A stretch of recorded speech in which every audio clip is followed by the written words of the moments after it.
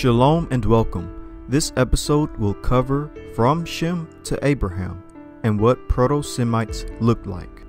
As a disclaimer, I'd like to point out that whatever the conclusion is, whether or not the first Semitic populations were dark-skinned or light-skinned, this doesn't mean that if you're light-skinned or dark-skinned today, you can't descend from Semites or be Semitic yourself and vice versa.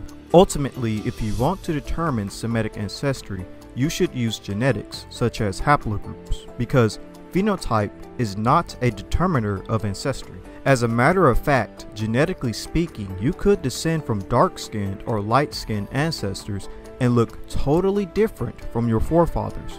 You can even right now be related to dark-skinned and light-skinned populations and look totally different as well.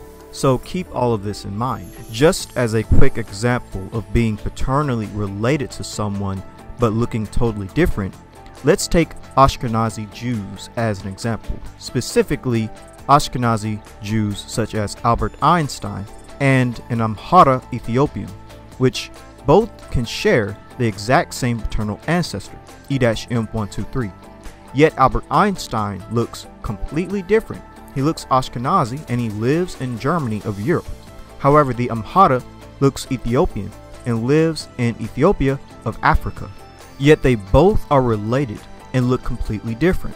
Furthermore, they share the same forefather, and their forefather could have looked like a black African or a tan-skinned Mediterranean or even a Nordic German. Both Albert Einstein and this Amhara would still be related under E-M123, regardless of how the first E-M123 man looked. Their ancient forefather could have looked completely different from the both of them, but it doesn't matter, they are still both Semitic.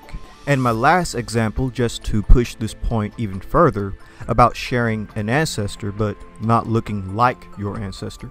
Thomas Jefferson has two sets of descendants, one that is white from his wife and the other that is black from his slave Sally Hemings. Genetics was able to prove that the black side of the family is indeed descendant from Thomas Jefferson, who is obviously a white European looking man. This is yet another example of having an ancestor that looks nothing like you and being related to people who also look nothing like you.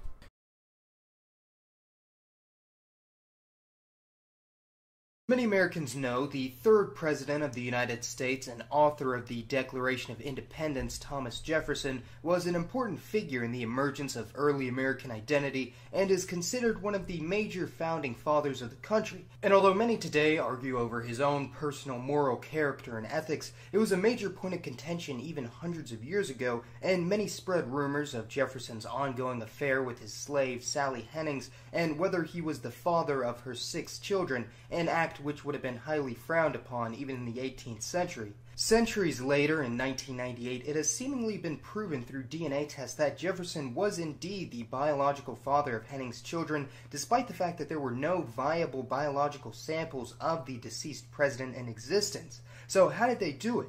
When it comes to human genetics, perhaps the best way to determine hypodescent or common ancestry in individuals and population clusters is through a specific genetic marker known as a haplogroup. So how did historians in the 1990s come to the conclusion that Thomas Jefferson was indeed the father of Hemings' 6 children, of whom 4 survived to adulthood and had married and had children of their own? Indeed, there were no viable DNA samples of Jefferson to be found, and no male descendants that could be verifiably traced back to him, so seemingly his haplogroup line had ended with him. However, geneticists were able to get biological samples of not Jefferson's offspring, but that of the descendants of his paternal uncle, who, if we follow what biology has taught us, would indeed match that of Jefferson in all of his direct male descendants. The haplogroup of Jefferson's distant paternal cousin was indeed a match for Jefferson's alleged multiracial sons and daughters, all of whom, it should be noted, were freed in Jefferson's will and grew up to marry into the white community, with some legally changing their surname to Jefferson. With all that being said, this video isn't to undermine anyone's Semitic background whether you're dark-skinned or light-skinned, because you can still descend from early Semitic populations either way. Phenotypes can change, but haplogroups don't. With that being said, the goal of this video is to see the best and most logical outcome for the phenotype of the ancestors of Semites, as well as the phenotype of early Semitic populations, as well as using this to see the likely phenotype of Abraham, Isaac, and Jacob. And again, no matter what the conclusion is for Abraham's phenotype, you can be white, brown, and black today and still descend from Abraham through the DNA. The phenotype can change depending on who you mix with maternally on the female lineage, but the Y DNA doesn't change, and no matter how you look, you can still descend from Abraham. And with that being said, our goal is to still figure out what did Abraham look like. In order to do this, we have to know the ancestors of Semites. What did they look like? And then we'll have to see what did the earliest Proto-Semitic populations look like, as well as look at ancient Semitic populations that are related to Abraham to determine his phenotype. All of this and more should give us a decent understanding of Abraham's overall look. With that being said, let's begin. We'll begin our investigation with Adam. In the past, I covered the likely phenotype of Adam and Eve and early man. My conclusion was that Adam and Eve would have likely been a red-brown skin complexion. This is based on his name and being created from the red dirt. And the Lord God formed man of the dust of the ground, and breathed into his nostrils the breath of life, and man became a living soul. According to Abram Publications, Adamah, red ground, red earth, for a meaning of the name Adamah, Nobse, Study Bible Name List, reads red ground. And according to gotquestions.org, what is the meaning of the Hebrew word Adamah? The Hebrew word Adamah means land, ground, or soil. The word Adamah could then be more literally translated red ground, and the name Adam could be said to mean red man, or man from the red dirt. And according to Jedi Resource Center, it reads, the word for ground is Adamah, and of course the first man is called Adam. It perfectly fits the scene of God forming Adam from the Adamah, and the fact that Adam's skin is red, Adam, in Hebrew, like the ground. The color red is part of the brown family of colors, which is why I say Adam and Eve and the complexion of early mankind would have had a reddish brown skin tone. Adam probably had a complexion similar to this man. Eve would have probably had a complexion similar to this woman. The descendants of Adam and Eve in the pre-flood world had similar reddish brown complexions that would vary among each other. It seems to be agreed upon by both Christian and secular science that Adam and Eve, or the first man and first woman, would have been dark-skinned.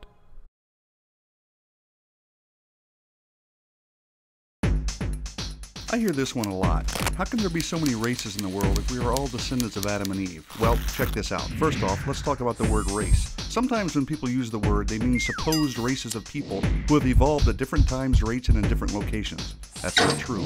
Of course, the word race is also a term we use to distinguish between groups with different physical traits, namely skin color. But are there really different races? Take a gander at Acts 17:26, where it is written that God, from one man, made every nation of men. It's clear then that the Bible teaches that there is one race, the human race. The Bible is also clear that all people on the earth are descendants of Adam and Eve who were created by God. Check Genesis 1:26 through 28. Easy enough. God created two people in his image, male and female, and told them to increase in number. So, Adam and Eve are mom and dad of the human race. Then, their children had children, and those children had children, and so on and so forth for many generations until, according to Genesis 6:9, the world's population was reduced to 8 people who were protected inside an ark during a global flood. And those 8 people later walked off the ark, and according to Genesis 9:19, from them came the people who were scattered over the earth. Oh, wait a second. What do I mean scattered? Well, jump over to Genesis 11 and let's talk about an event known as the Tower of Babel. Basically, because of the sinful actions of the descendants of Noah, the Lord confused their language and scattered them from there over all the earth.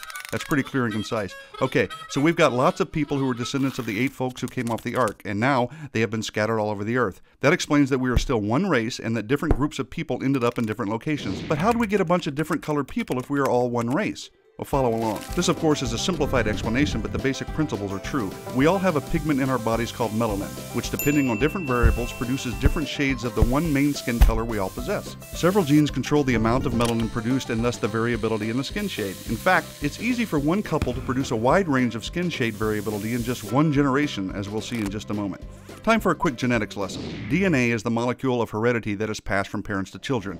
A child inherits 23 chromosomes from each parent. Each chromosome pair contains hundreds of genes, which regulate the physical development of the child. However, to illustrate basic genetic principles pertaining to the topic, we'll just talk about 2 genes, the genes that control the production of melanin. So, let capital A and capital B symbolize versions of the gene that code for large amounts of melanin, while little a and little b code for small amounts. Got it? Easy. Check this out.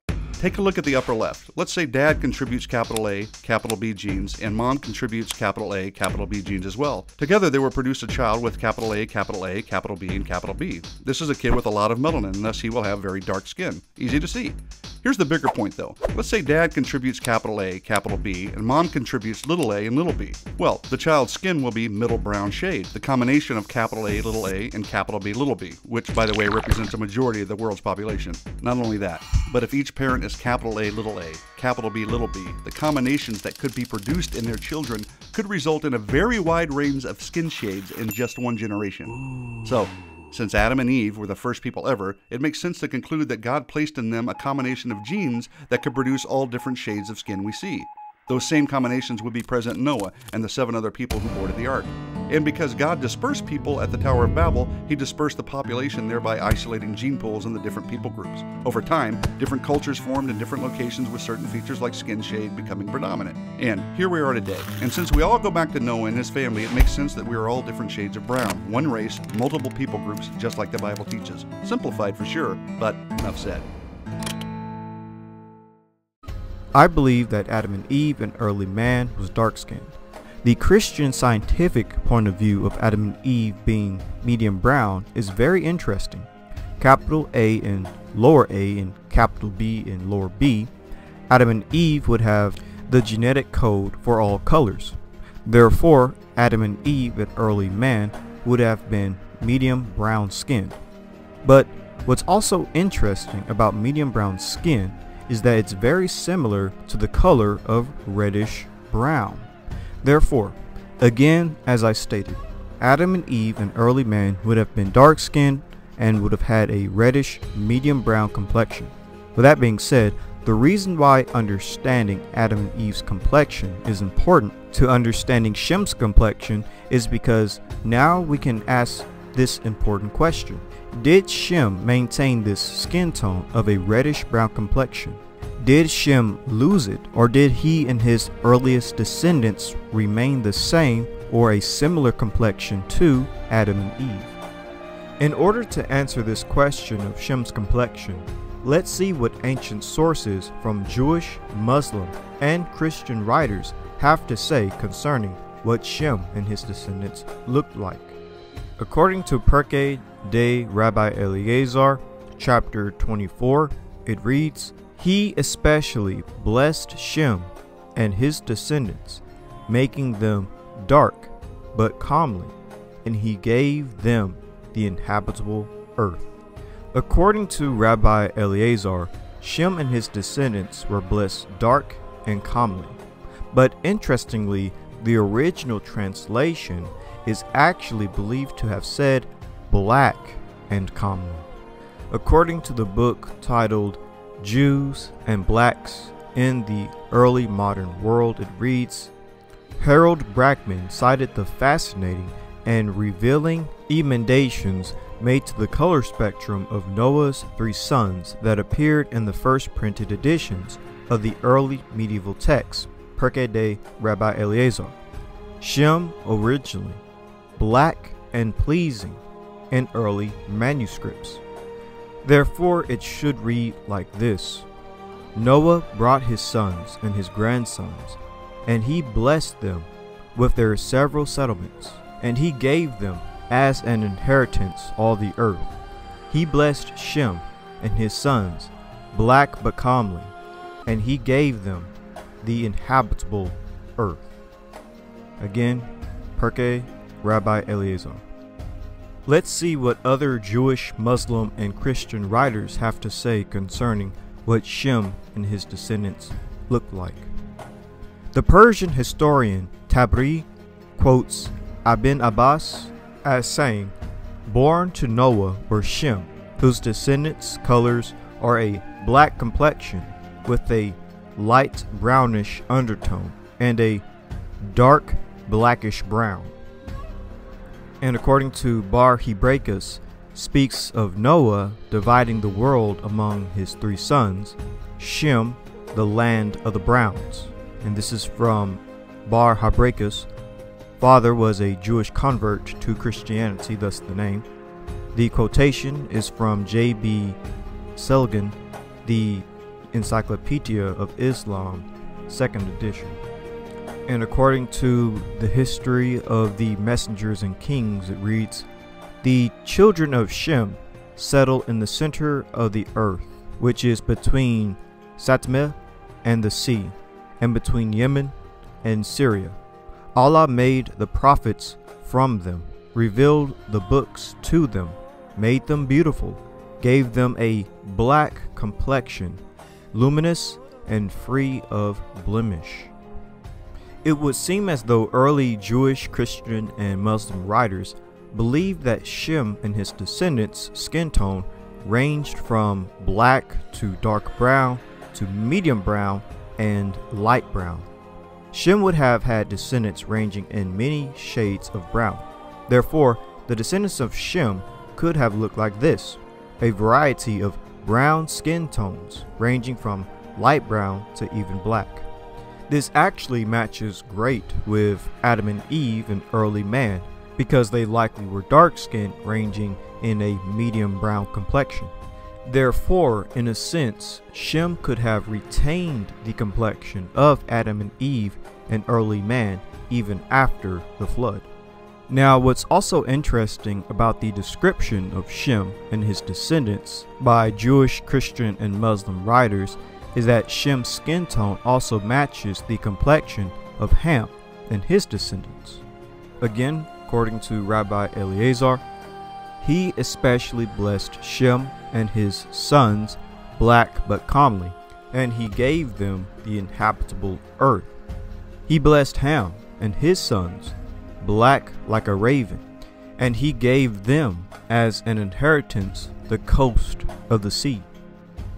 And according to the Persian historian Tabari, quotes Ibn Abbas as saying, born to Noah were Shem, whose descendants' colors are a black complexion with a light brownish undertone and a dark blackish brown.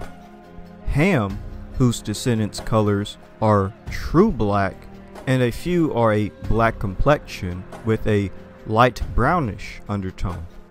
And according to Bar Hebraicus, speaks of Noah dividing the world among his 3 sons, with Ham getting the land of the blacks, Shem the land of the browns. And according to the book The History of the Messengers and Kings, it reads, the children of Shem settled in the center of the world, which is between Satmeh and the sea, and between Yemen and Syria. Allah made the prophets from them, revealed the books to them, made them beautiful, gave them a black complexion, luminous and free of blemish. The children of Ham settled in the south. Allah gave them a black complexion, and gave some of them a black complexion, luminous and blemish-free. According to early Jewish, Christian, and Muslim writers, both Shem and Ham and their descendants would have been similar. They would have shared a similar skin tone, i.e. dark skin, ranging from black to dark brown to medium brown and light brown. According to the book The Jew a Negro, it reads, "Thus, it deduces a further proof that to Shem and Ham was conveyed the burden of jointly producing the black races of the world." I believe it's safe to say that the descendants of Ham would be African populations, more than likely Paleo-African populations like Nilots, Pygmies, Khoisan, etc. Shem and his descendants match skin tones to African populations, or in other words, groups who descend from Ham in Africa. Shem and Ham were similar. Shem and Ham early descendants match. But what's also interesting about Shem and Ham and their descendants looking similar is the fact that ancient Greek writers often talked about Western and Eastern Ethiopians, and that the Middle East or Middle Eastern populations looked Ethiopian, which is basically dark-skinned. According to the book Ethiopia and the Origin of Civilization, it reads, "In ancient times, Ethiopia extended over vast domains in both Africa and Asia. It seems certain," declares Sir E. A. Willis Bulge, "that classical historians and geographers called the whole region, from India to Egypt, both countries inclusive, by the name of Ethiopia, and in coincidence they regarded all the dark-skinned and black peoples who inhabited it as Ethiopians. Mention is made of Eastern and Western Ethiopians, and it is probable that the Easterners were Asiatics and the Westerners Africans." In addition, Bulge notes that Homer and Herodotus call all the peoples of the Sudan, Egypt, Arabia, Palestine, and Western Asia and India Ethiopians. Another classical historian who wrote about the Ethiopians was Strabo, from whom we quote the following. "I assert that the ancient Greeks, in the same way as they classed all the northern nations with which they were familiar as Scythians, etc., so I affirm they designated as Ethiopia the whole of the southern countries towards the ocean." Ephorus says that the Ethiopians were considered as occupying all the south coasts of both Asia and Africa, and adds that this is the ancient opinion of the Greeks.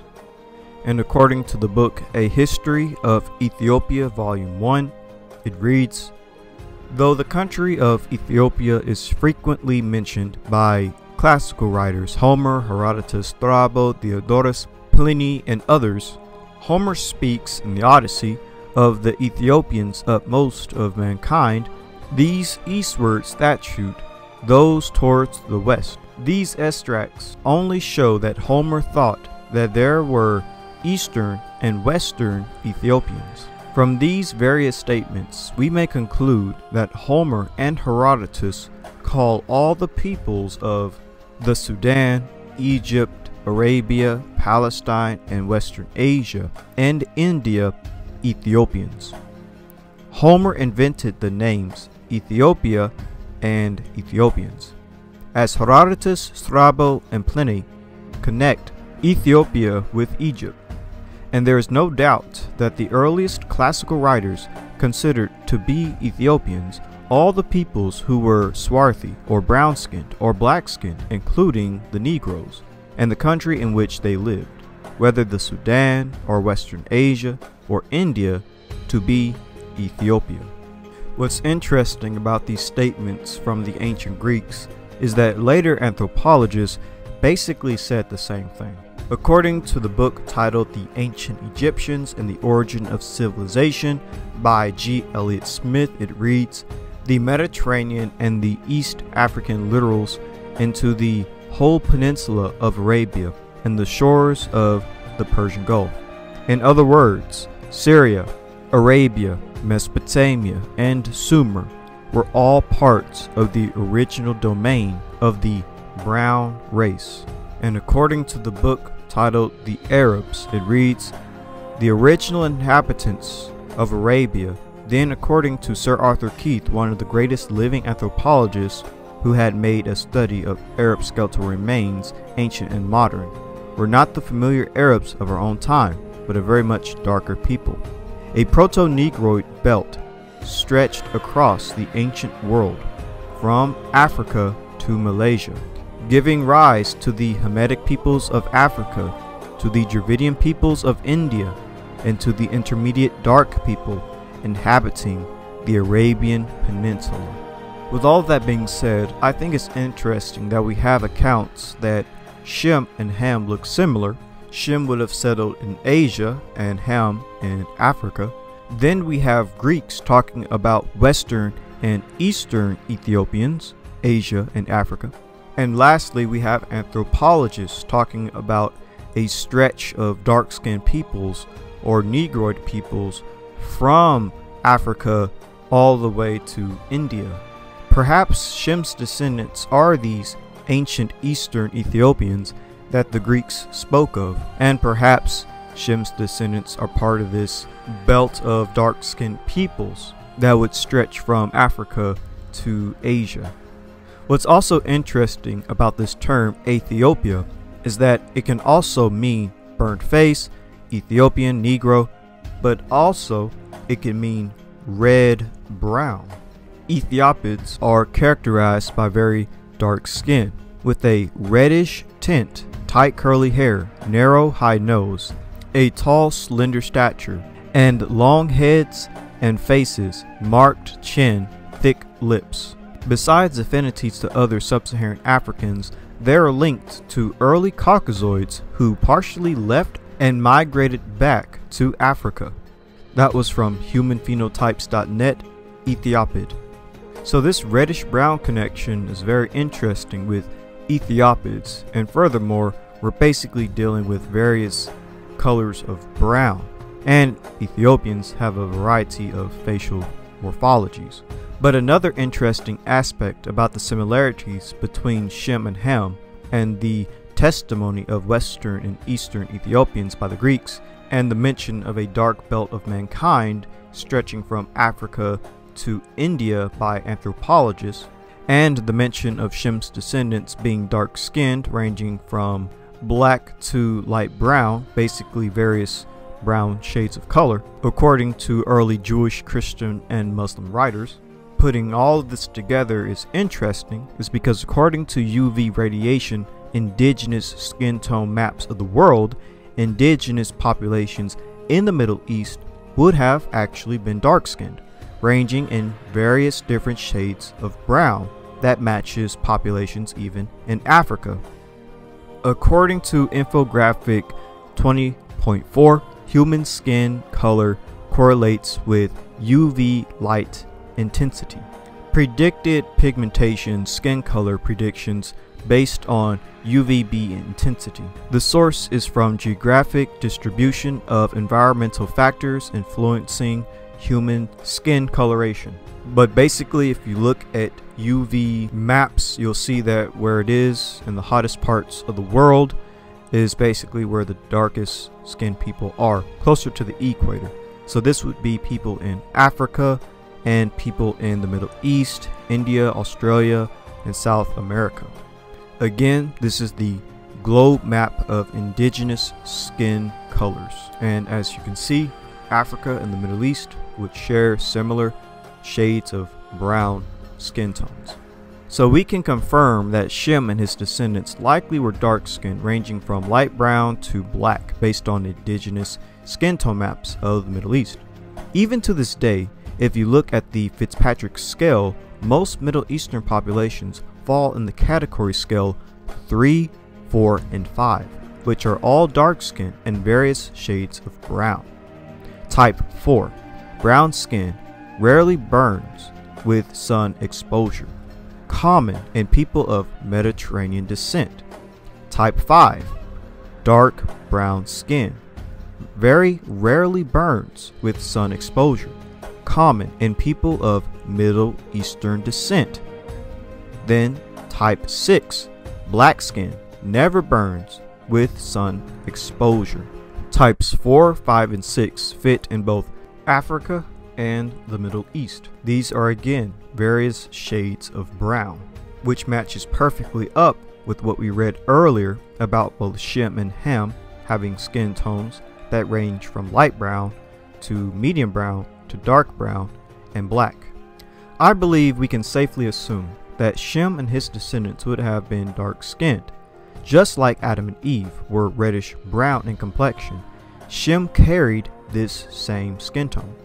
Furthermore, both Shem descendants and his brother Ham descendants were similar in skin tone, i.e. black, dark brown, medium brown, and light brown. We also have accounts by Greeks of Ethiopians or reddish brown people in the Middle East, as well as anthropologists who spoke of a brown race or Negroid race of people stretching from Africa all the way to India. And lastly, we see that according to skin tone maps of the ancient Middle East indigenous populations, and based on UV radiation maps, that these populations would have indeed been dark-skinned. Like I said, I believe we can safely assume that Shem and his descendants were dark-skinned early in history. But let's go deeper than this and take a more scientific approach to things. For what I'm about to illustrate to you can apply to a secular and biblical model for the origin of Semites. In terms of the biblical model, this would fit an old Earth that has to go back at least 100,000 years ago, give or take. With that being said, let's begin. First of all, when it comes to secular science, they also state that a scientific Adam and Eve would have been dark-skinned, similar to how Christians say the same thing.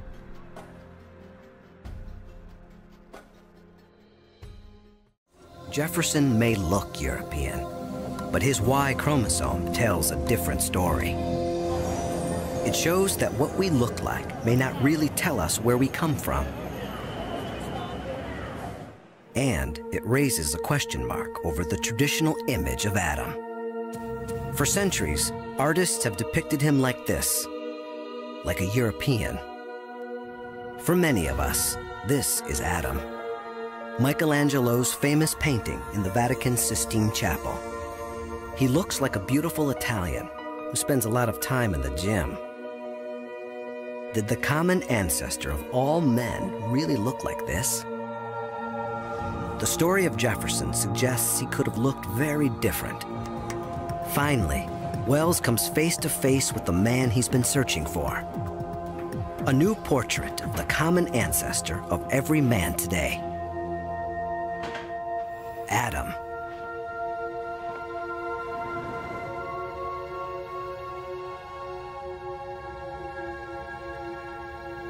Without a skull, we can't know for sure what Adam looked like. But a combination of genetic evidence, Bender's forensic skills, and cutting-edge computer software suggest he looked something like this.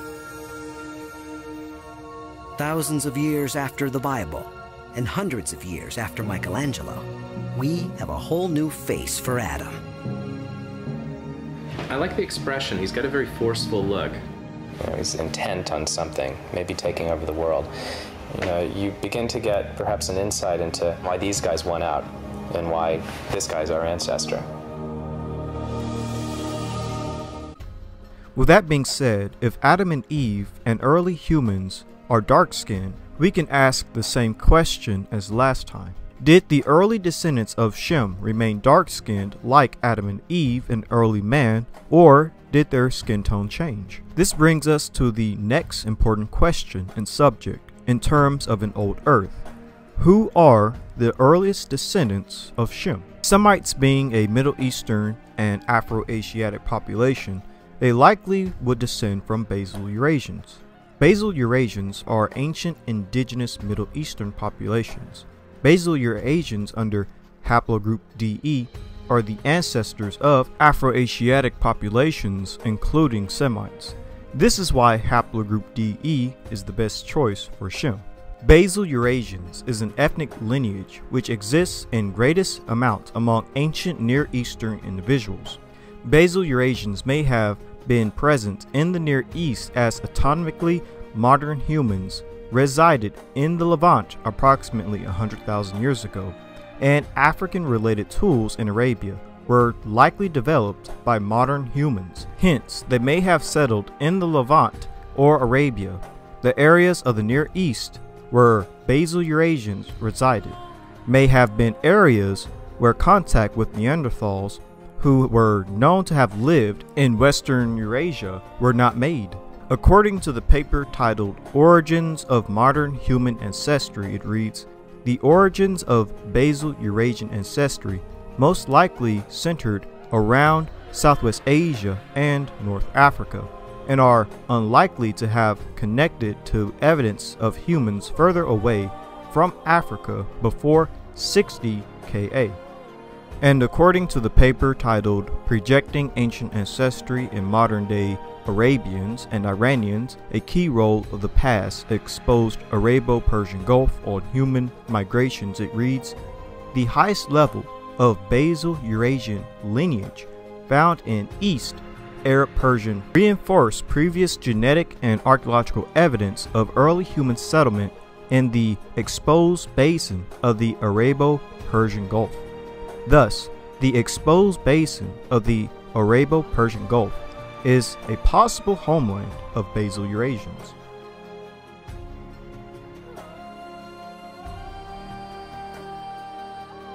Frequency of wide DNA haplogroup E in modern populations and hypothetical migration route from its ancestor clade DE in Southwest Asia, Middle East. Haplogroup E arrived in Africa about 77,000 years ago and diversified in the Horn of Africa. It arrived together with specific West Eurasian alleles and later also diffused into various Paleo-African populations, as well as among the ancient North Africans, which were an population indigenous to Northern Africa and distinctly related or ancestral to modern West Eurasians.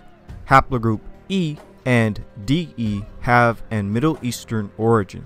Haplogroup E migrated into Africa as part of the massive migration of Basal Eurasians, ancestral West Eurasians, and then diffused and diversified within Africa, specifically the Horn of Africa, Northeast Africa. Haplogroup DE next to CF, where the Basal Eurasian lineages which expanded from the Middle East. The common ancestral lineage Y-DNA atom is suggested to have originated somewhere in the Middle East or the Iranian plateau. Massive Eurasian migration and following admixture created the many different African populations of today and are the reason for the high genetic diversity observed in sub-Saharan Africa. In other words, modern African people, sub-Saharan Africans, formed from indigenous Paleo-African groups and intrusive Afro-Sans, Afro-Asiatics, Basal Eurasians, and ancient North Africans. Finally, there is the fact Y-DNA E is dominated among non-hunter-gatherers in Africa, and it is within the Eurasian clade DE, while indigenous African hunter-gatherers belong to haplogroups A, A00, and B. So again, when it comes to my Table of Nations breakdown of haplogroups, Shem is haplogroup DE, or YAP positive. Ham is haplogroup A and B, which is Paleo-African, YAP negative. And Japheth is haplogroup CF, which is Eurasian. It's also YAP negative. With that being said, since Basal Eurasians represent the ancestors of Afro-San or Afro-Asiatic populations, which Semites are an Afro-Asiatic population, what did the ancestors of Semites, Basal Eurasians, look like? According to the paper titled Levantine Cranium from Menot Cave, Israel, foreshadows the first European modern humans.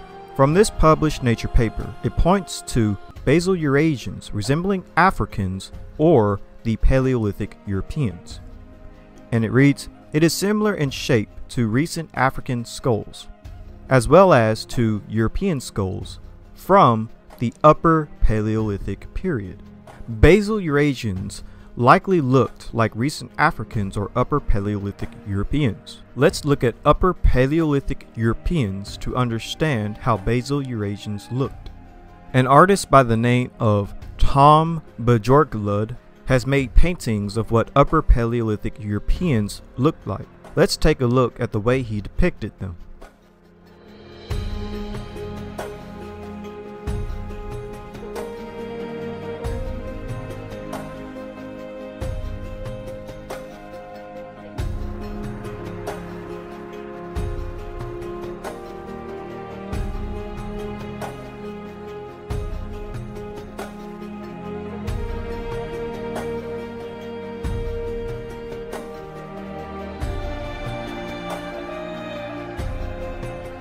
If basal Eurasians look like recent Africans or Upper Paleolithic Europeans, then we are clearly looking at a population of people that would have looked dark-skinned, specifically dark brown to medium brown to light brown. And again, the reason why basal Eurasians are important to us is because basal Eurasians with haplogroup DE likely represent the earliest descendants of Shem after the flood if you go with an old Earth model, with the Earth being over 100,000 years old. Basal Eurasians with haplogroup DE are the ancestors of Proto-Afroasiatic populations. With that being said, let's move to a closer time period to the ancestors of Semites and see what they look like. All the best evidence points to Natufians as being the direct ancestors of Semitic populations. According to the book titled In Hot Pursuit of Language in Prehistory, it reads, this paper makes an additional inference since there is archaeological and physical anthropological reason to believe that the Natufians were related to modern Semitic-speaking peoples of the Levant. And according to Transition to Modernity by Cambridge, it reads, given the modern distribution of Semitic languages over the area in question, which belong to the larger Afro-Asiatic family, it seems appropriate to suggest that these first farmers of the Levant and their Mesolithic predecessors, including the Natufian culture, were speaking a Proto-Afroasiatic language.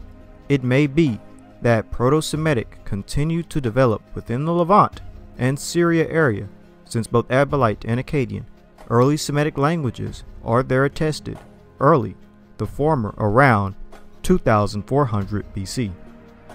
With that being said, what did Natufians, the direct ancestors of Semites, look like? According to the book An Introduction to African Civilizations, it reads, there is evidence that some 7,000 or 8,000 years ago, a black Negroid race inhabited Palestine. Even Sir Arthur Keith agrees that they were clearly Negroid, distinctly prognathous, with wide faces, flat noses, and long, large heads. Sir Arthur Keith goes on to say that these early Palestinian blacks may have been the ancestors of the Semites or Arabs of biblical times. And according to the paper titled The Questionable Contribution of the Neolithic and the Bronze Age to European Craniofacial Form, and it reads, it is a further surprise that the Epi-Paleolithic Natufian of Israel, from whom the Neolithic realm was assumed to arise, has a clear link to sub-Saharan Africa. Interestingly enough, however, the small Natufian sample falls between the Niger-Congo group and other samples used. This placement suggests that there may have been a sub-Saharan African element in the makeup of the Natufians. As shown in Figure 1, the Somalis, the Egyptian Bronze Age sample from Naqada, may also have a hint of a sub-Saharan African component. So here is Figure 3 from the paper, and it shows Niger-Congo and Natufian being very closely linked to each other, as well as prehistoric / recent Northeast Africa being very close as well. And again, this is dealing with craniofacial form.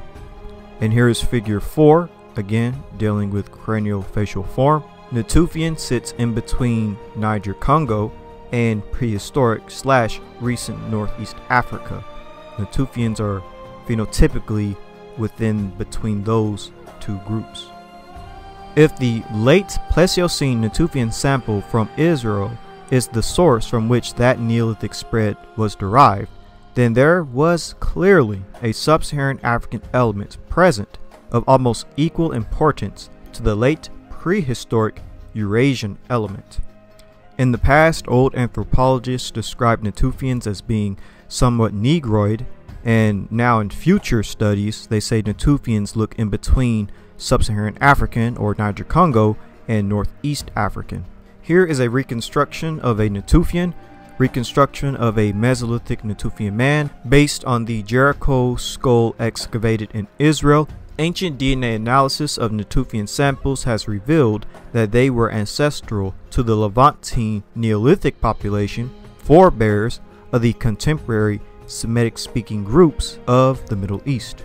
So again, Natufians are the ancestors of Semites, and Natufians are clearly a dark-skinned population with a robust bone structure and phenotype, likely somewhat resembling Niger-Congo populations and Northeast African populations. But with that being said, we can actually look much deeper at what Natufians may have looked like by looking at their closest ethnic cousins, the Ibero-Maurusians. Both the Natufians and Ibero-Maurusians are descendants of basal Eurasian populations. Both Natufians and Ibero-Maurusians carried haplogroup E. According to the paper titled Projecting Ancient Ancestry in Modern-Day Arabians and Iranians, a key role of the past exposed Arabo-Persian Gulf on human migrations, and reads, also, the ancient Ibero-Maurusians specimens could be in part descendants of basal Eurasians, as they have a shared genetic affinity with early Paleocene Near Easterners. Best proxy are the Natufians, and 1/3 of input from Sub-Saharan Africans, a mixture between West and East Africans. Thus, so far, Southwestern Asia is still the best probable homeland for the hypothetical basal Eurasian population.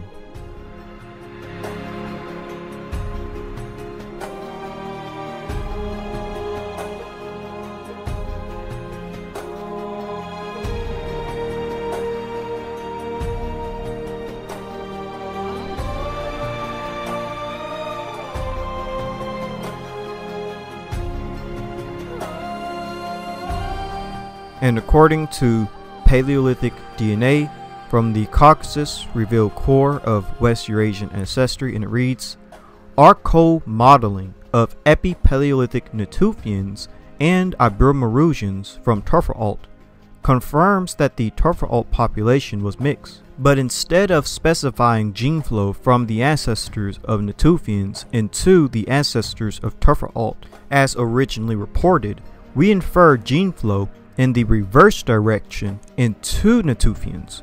The Neolithic population from Morocco, closely related to Turfalt, is also consistent with being descendant from the source of this gene flow and appears to have no admixture with the Levantine Neolithic. If our model is correct, Epi-Paleolithic Natufians trace part of their ancestry to North Africa, consistent with morphological and archaeological studies that indicate a spread of morphological features and artifacts from North Africa into the Near East. Such a scenario would also explain the presence of Y chromosome haplogroup E in the Natufians and Levantine farmers, a common link between the Levant and Africa. And according to Pleistocene North African genomes link Near Eastern and Sub-Saharan African human populations, it reads, the Turfalt individuals were found to be most closely related to populations of the Near East Natufians, with 1/3 of their ancestry from Sub-Saharan Africa. No evidence was found for intergression with Western Europeans, despite attribution to the Ibero-Maurusian culture. We present genomic data from 15,000-year-old modern humans attributed to the Ibero-Maurusian culture from Morocco. We find a genetic affinity with early Paleocene Near Easterners, best represented by Levantine Natufians, suggesting a pre-agricultural connection between Africa and the Near East. We do not find evidence for gene flow from Paleolithic Europeans to late Pleistocene North Africans. The Turfer-Alt individuals derive 1/3 of their ancestry from sub-Saharan Africans, best approximated by a admixture of genetic components preserved in present-day West and East Africans. Natufians and Ibero-Maurusians are basically cousins, and they share haplogroup E, and they both are descendants of basal Eurasians. With that being said, what did Ibero-Maurusians look like? Here is a reconstruction of a Ibero-Maurusian. According to the paper titled Lakeside Cemeteries in the Sahara, 5,000 Years of Paleocene Population and Environmental Change, and it reads, the older occupants have craniofacial dimensions that demonstrate similarities with mid-Paleocene occupants of the southern Sahara and late Pleistocene to early Paleocene inhabitants of the Maghreb. Principal components analysis of craniometric variables closely allies the early Paleocene occupants at Garabo with a skeletal robust trans-Saharan assemblage of late Pleistocene to mid-Holocene human populations from the Maghreb and southern Sahara. Their crania are long and low and are characterized by distinct occipital bun, flattened sagittal profile, pentagonal posterior outline, broad proportions across the zygoma and interpretal region, broad nasal aperture, and negligible alveolar promathanism. Craniometric data from 7 human groups were subjected to principal components analysis, which allies the early Paleocene populations at Gobi with mid-Paleocene mactoids from Mali and Mauritania, and with late Pleistocene Ibero-Maurusians and early Paleocene Caspians from across the Maghreb. The striking similarity between these 7 human populations confirms previous suggestions regarding their affinity, and is particularly significant given their temporal range, late Pleistocene to mid-Holocene, and trans-Saharan geographic distribution across the Maghreb and the southern Sahara. So here is a forensic reconstruction of the Gobi people from the University of Chicago. And as we just read, the Gobi people would resemble Ibero-Maurusians, so this is yet another example as to how Ibero-Maurusians could have looked. And here is a forensic reconstruction of a Kefian, again from the University of Chicago.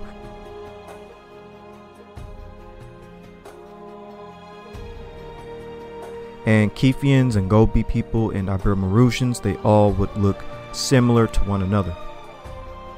So as we can see, Natufians and Ibero-Maurusians and Kefians all would have a similar look to each other. We're looking at a population of people that are dark-skinned with African features. So Natufians, the ancestors of Semites, would have been a dark brown-skinned population of people. It's actually no wonder why anthropologists state that Semites were African and that early West Asians looked African. According to the book Guns, Germs, and Steel by Jared Diamond, it reads, Greenberg determined that Semitic languages really form only one of 6 or more branches of a much larger language family, Afroasiatic. Even the Semitic subfamily itself is mainly African, 12 of its 19 surviving languages being confined to Ethiopia. This suggests that Afroasiatic languages arose in Africa and that only one branch of them spread to the Near East. Hence, it may have been Africa that gave birth to the languages spoken by the authors of the Old and New Testaments and the Quran, the moral pillars of Western civilization. And according to a conversation with Christopher Ehret, he says, after all, the early Semites were just a few Africans arriving to find a lot of other people already in the area. And according to comparison of craniofacial features of major human populations, early West Asians resemble Africans. And according to the paper titled "The Questionable Contribution of the Neolithic and the Bronze Age to European Cranioform," it reads, "It is a further surprise that the Epipaleolithic Natufian of Israel, from whom the Neolithic realm was assumed to arise, has a clear link to sub-Saharan Africa." With that being said, however, most ancient human populations were dark-skinned 15,000 and 10,000 and 8,000 years ago. Even in Europe with Chatterman, he was black-skinned with black curly hair. He had blue eyes, but even Paleo-Europeans were dark-skinned over 8,000 years ago. And he had haplogroup I, which is common today among Germanic, Swedish, and Scandinavian Viking-type Nordic peoples. Here is an academic reconstruction of the remains of 2 Scandinavian SHG fishermen from Norway. Genomic analysis of samples JS1714 and JS136 show that they carried the traits of dark skin, eye correlation, and wavy hair. According to the article titled "First Modern Britons Had Dark to Black Skin, Chatterman DNA Analysis Reveals," and it reads, "The first modern Britons who lived about 10,000 years ago had dark to black skin. A groundbreaking DNA analysis of Britain's oldest complete skeleton has revealed. The fossil, known as Chatterman, was unearthed more than a century ago in Greg's Cave in Sumerit. Intense speculation has built up around Chatterman's origins and appearance because he lived shortly after the first settlers crossed from continental Europe to Britain at the end of the last ice age. People of white British ancestry alive today are descendants of this population. It was initially assumed that Chatterman had pale skin and fair hair, but his DNA paints a different picture, strongly suggesting he had blue eyes, a very dark brown to black complexion, and dark curly hair. The discovery shows that the genes for lighter skin became widespread in European populations far later than originally thought, and that skin color was not always a proxy for geographic origin in the way it is often seen to be today. And this is a map where Chatterman was found. Again, he was found in the British Isles, one of the first and earliest settlers of the ancient Britons, who had dark to black skin. The results point to a Middle Eastern origin for Chatterman, suggesting that his ancestors would have left Africa, moved into the Middle East, and later headed west into Europe, before eventually crossing the ancient land bridge called Doggerland, which connected Britain to continental Europe. Today, about 10% of white British ancestry can be linked to this ancient population. The team homed in on genes known to be linked to skin color, hair color, and texture, and eye color. For skin tone, there are a handful of genetic variants linked to reduced pigmentation, including some that are very widespread in European populations today. However, Chatterman had ancestral versions of all these genes, strongly suggesting he would have had dark to black skin tone, but combined with blue eyes. Scientists believe that populations living in Europe became lighter skinned over time because pale skin absorbs more sunlight, which is required to produce enough vitamin D. The latest findings suggest pale skin may have emerged later, possibly when the advent of farming meant people were obtaining less vitamin D through dietary sources like oily fish. Chatterman's Y DNA belonged to an ancient sister branch of modern I2-L38 The I2A2 subclade is still extant in males of the modern British Isles and across other parts of Europe. And here is the reconstruction of Chatterman, and as we can see, he is dark or black skinned and his hair is black and curly, but he does have blue eyes. And he is an ancient Briton. Again, his body was found in the British Isles, and he would represent one of those ancient and earliest Briton populations. And he's also the ancestor of the modern British population as well. With that being said, all ancient human populations were dark or black skinned over 8,000 years ago. It doesn't really matter where you were on the planet, whether it's Europe with Chatterman, or Scandinavia, or even the Levant with the Natufians, or North Africa with the Ibero-Maurusians. All humans were very dark skinned over 8,000 years ago. Therefore, by default, you can make the argument and say that the ancestors of Semitic populations would be dark to black skinned. White skin or light skin is fairly recent in terms of human history, only coming into existence about 8,000 to 7,000 years ago. According to the article titled How Europeans Evolved to Have White Skin, starting around 8,000 years ago. Europeans have not always been light-skinned, and Caucasians are in fact a fairly new development on the continent, relatively speaking. According to a new study reported in Science magazine, it has been found that Caucasians are the product of a patchwork of evolution in different places across Europe, while scientists have discovered 3 genes that produce light skin, both of which have played a part in the lightening of Europeans' skin color over the past 8,000 years.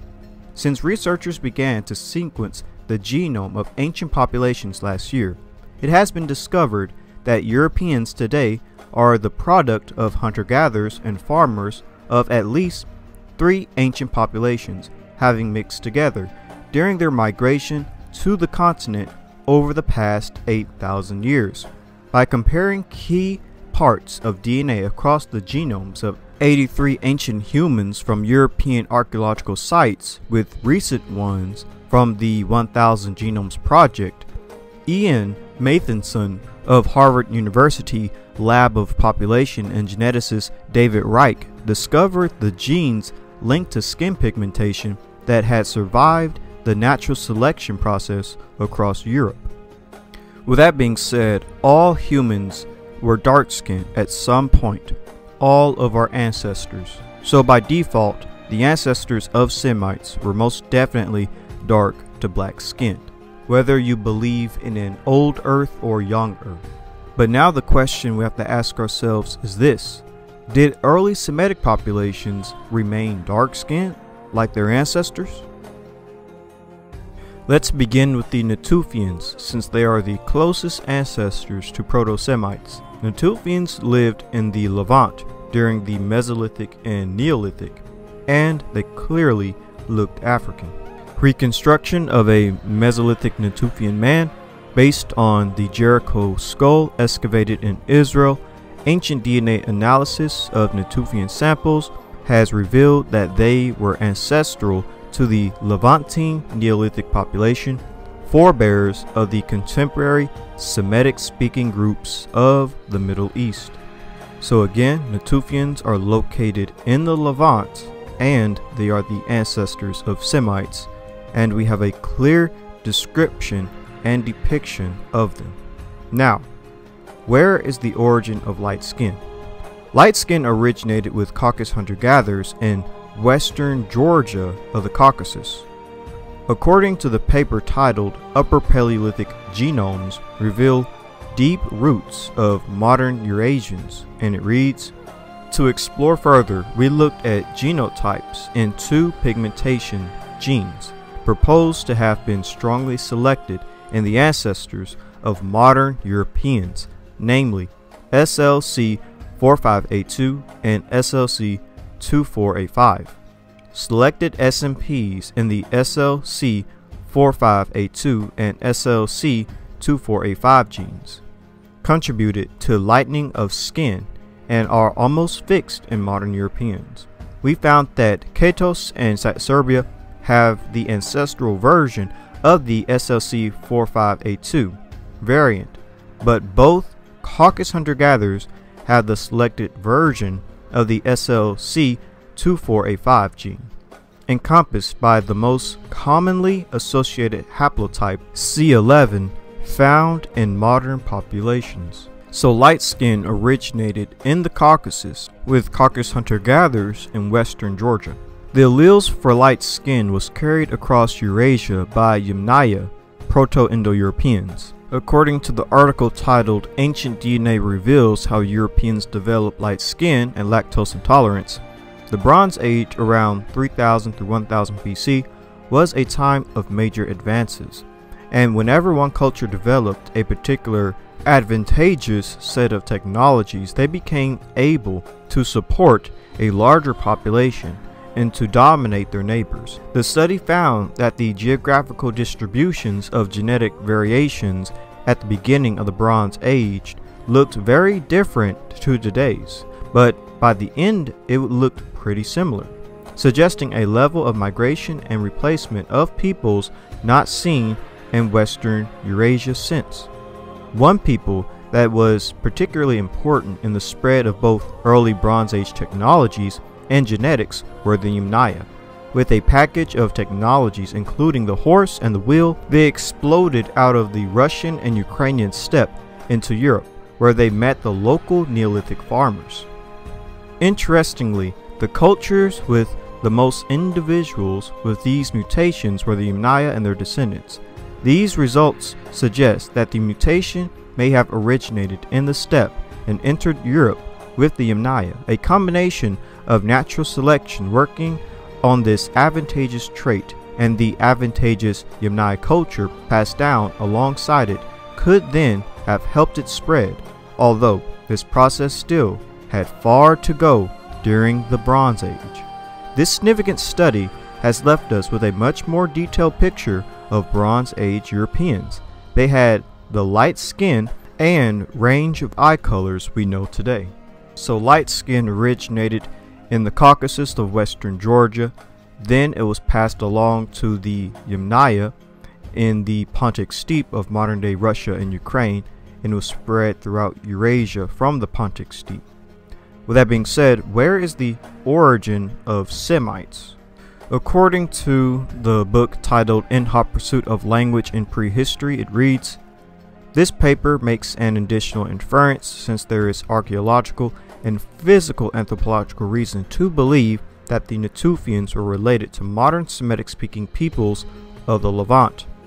And according to Cambridge University, it reads, "Given the modern distribution of Semitic languages over the area in question, which belong to the larger Afro-Asiatic family, it seems appropriate to suggest that these first farmers of the Levant and their Mesolithic predecessors, including the Natufian culture, were speaking a Proto-Afro-Asiatic language. It may be that Proto-Semitic continued to develop within the Levant and Syria area, since both Abelites and Akkadian, early Semitic languages, are there attested early, the former around 2400 BCE.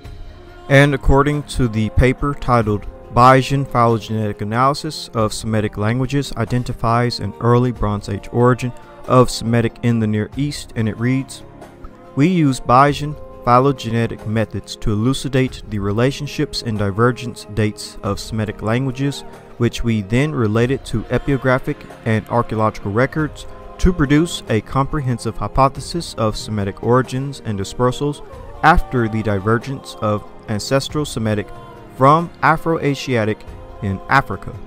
We estimate that Semitic had an early Bronze Age origin approximately 5,750 years before present in the Levant, followed by an expansion of Akkadian into Mesopotamia." So Semites, who are the descendants of Natufians, have their origins in the Levant. Now let's visualize both the migration of the Proto-Indo-Europeans from the steppe, and let's visualize the migration of Semites from the Levant. It's important to note the origin and migration patterns of both Proto-Indo-Europeans and Proto-Semites to see if Proto-Semites would have had the admixture with groups with the lighter skin allele.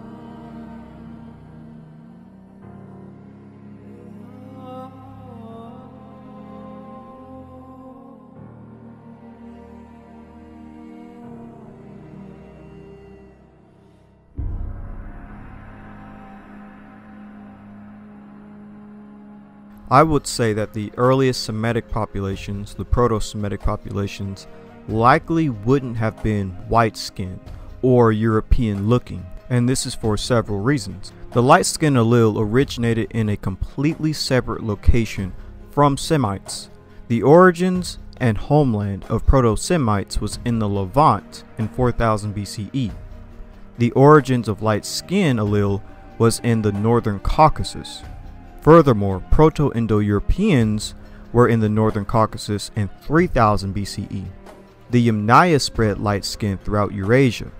The Yamnaya didn't penetrate the Levant in 4000 BC when Semites existed. As a matter of fact, Proto-Semites predate the Proto-Indo-Europeans at least by 1,000 or 500 years. But the main takeaway is this: the light-skinned allele was nowhere near where Proto-Semites lived. The light-skinned allele was in the Caucasus and Ukraine, whereas Proto-Semites were in the Levant. And furthermore, it was Proto-Indo-Europeans that spread the light-skinned allele, not Semitic populations. And the light-skinned allele was spread from Russia and Ukraine, not the Levant. And again, it was specifically spread by Indo-European speakers, not Afro-Asiatic or Semitic speakers.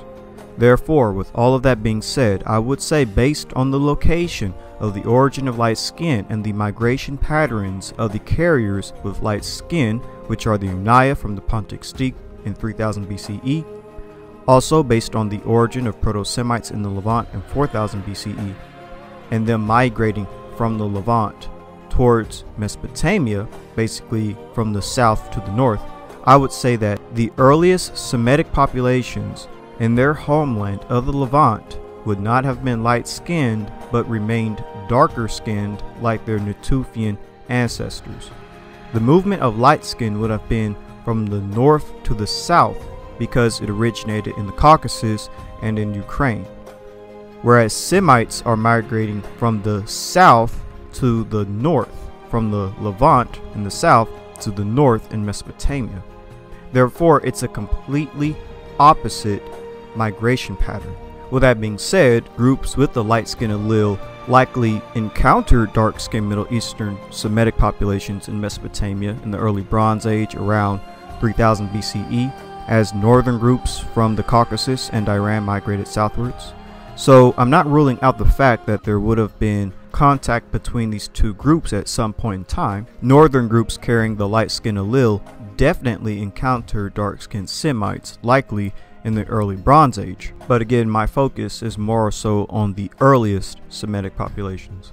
But what's interesting about this contrast of northern groups having light skin and speaking Indo-European languages, and Middle Eastern groups being dark-skinned and speaking Semitic languages, is that it truly mirrors the interpretation that Japheth settled the north and cold parts of the world and is light-skinned and the father of Indo-Europeans, whereas Shem settled the warm parts of the earth and is dark-skinned and is the father of Semites.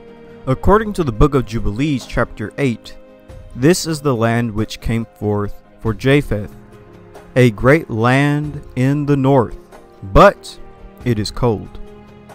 The land of Shem is neither hot nor cold, but it is a blend, cold and heat. And according to Insights on the Scriptures, Volume 1, Japheth, it reads, historically, Japheth was the progenitor of the Aryan or Indo-European branch of the human family. They appear to have spread from the Caucasus eastward into Central Asia and westward through Asia Minor to the islands and coastlands of Europe and perhaps all the way to Spain. And according to Rabbi Eleazar, he blessed Shem and his sons black but comely, and he gave them the inhabitable earth. He blessed Japheth and his sons, they entirely white, and he gave them for an inheritance the desert and the fields. These are the inheritances with which he endowed them. And according to the Persian historian Tabri, quotes Ibn Abbas as saying, born to Noah were Shem, whose descendants' colors are a black complexion with a light brownish undertone and a dark blackish brown. Japheth, whose descendants are very fair-skinned and olive-skinned. And according to Bar Hebraicus, speaks of Noah dividing the world among his 3 sons, Shem the land of the browns, and Japheth the land of the reds. And according to the book, The History of the Messengers and the Kings, it reads, "The children of Shem settled in the center of the earth, which is between Satameh and the sea, and between Yemen and Syria. Allah made the prophets from them, revealed the books to them, made them beautiful, gave them a black complexion, luminous and free of blemish. The children of Japheth settled in Safwan, towards the north. They are light-skinned and very fair-skinned." It's quite clear that Japheth is the father of Indo-Europeans. Japheth settled the north, which perhaps is where Indo-European languages come from, and Japheth is associated with light skin. Shem is the father of Afro-Asiatic Semites. Shem settled the warm parts of the earth, and Shem is associated with dark skin. I do think it's a bit ironic how the parallels seem to match perfectly. As an example, if you look at indigenous skin tone maps, you can really see how it lines up. Most of the northern part of the world that Japheth would have settled is indeed light-skinned, and they typically are Indo-European or at least non-Semitic speakers. However, most of the southern parts of the world that Shem would have settled is darker skinned, and this is also typically where you see most Afro-Asiatic and Semitic speaking peoples. Because of this, since light skin is associated with Japheth, and since Proto-Indo-Europeans spread the light skin allele throughout Eurasia, it wouldn't really make sense for Shem, and more importantly early Afro-Asiatic Semitic populations, to have originally been white or light-skinned or European-looking. Shem and early Semitic populations likely remained dark-skinned early in their history, like their ancient Stone Age Natufian ancestors, until Semitic groups in the early Bronze Age encountered people who carried the light-skin allele. Let's read descriptions of Proto-Semites. How do biologists describe the physical appearance of early Semitic populations, such as Akkadians, Chaldeans, Elamites, Arabians, etc.? Beginning first with the Natufians, the ancestors of Semites. According to the book titled An Introduction to African Civilizations, it reads, "There is evidence that some 7,000 or 8,000 years ago, a black Negroid race inhabited Palestine. Even Sir Arthur Keith agrees that they are clearly Negroid, distinctly progmathnous, with wide faces, flat noses, and long, large heads. Sir Arthur goes on to say that these early Palestinian blacks may have been the ancestors of the Semites or Arabs of biblical times." According to the book titled Contributions to the Anthropology of Iran, it reads, "In a private conversation, he writes that this sequence is correct for Mesopotamia, as for example at Kish, where the Mediterranean Proto-Semite is under the Samaritan Alpine. He adds that the primitive Mediterranean type equals the Galas, etc. of Somaliland and Kenya colony, which in turn equal the Proto-Semites." So Proto-Semites would look like the Galas or Oromo people in Somaliland and Kenya colony. And so here are depictions of Oromo or Galas, and this is how Proto-Semites are believed to have looked according to their remains found at Kish in Mesopotamia. The Galas or Oromo are clearly a dark-skinned people ranging from medium brown to black in complexion with wavy and curly hair. So this is how Proto-Semites likely looked according to their remains. Let's look more at these remains found at Kish in Mesopotamia. But first, a quick breakdown on Kish.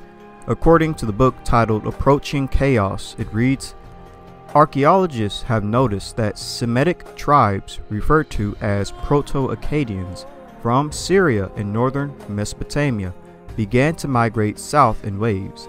These tribes created a new kingdom on the north of the alluvial plain in a province interestingly called Uri by the Sumerians in the south, but otherwise described as the Kish civilization. According to the book titled Report on the Human Remains Found at Kish, it reads, "This report on the human remains found at Kish by the Field Museum and Oxford Expedition is based on the material excavated in the old Sumerian palace at Eastern Kish. All remains from the palace, or in our terminology, Mound A, belong to the period immediately preceding the age of Sargon of Akkad, and are contemporary with the last 4th dynasty of Kish, circa 2900 through 2800 BC. The names of the 8 rulers of this period indicate clearly a Semitic dynasty. The population at Kish in the period to which the human remains at the palace belong should be therefore very mixed. Dr. Bingston finds 2 long-headed races in the palace skulls at Kish, which he designates as Euro-African and Mediterranean. There can be little hesitation in ascribing this type to the people who have been called by Elliott Smith the brown race. And according to the book titled General History of Africa, Ancient Civilizations of Africa, and it reads, particularly when we note once more that Mediterranean is not a synonym for white, Elliott Smith's brown or Mediterranean race being nearer the mark, Elliott Smith classes these Proto-Egyptians as a branch of what he calls the brown race, which is the same as Sergei's Mediterranean or Euro-African race. The term brown in this context refers to skin color and is simply a euphemism for Negro. And according to the book titled The Ancient Egyptians and the Origin of Civilizations by Elliott Smith, and it reads, the Mediterranean and East African littorals into the whole peninsula of Arabia and the shores of the Persian Gulf.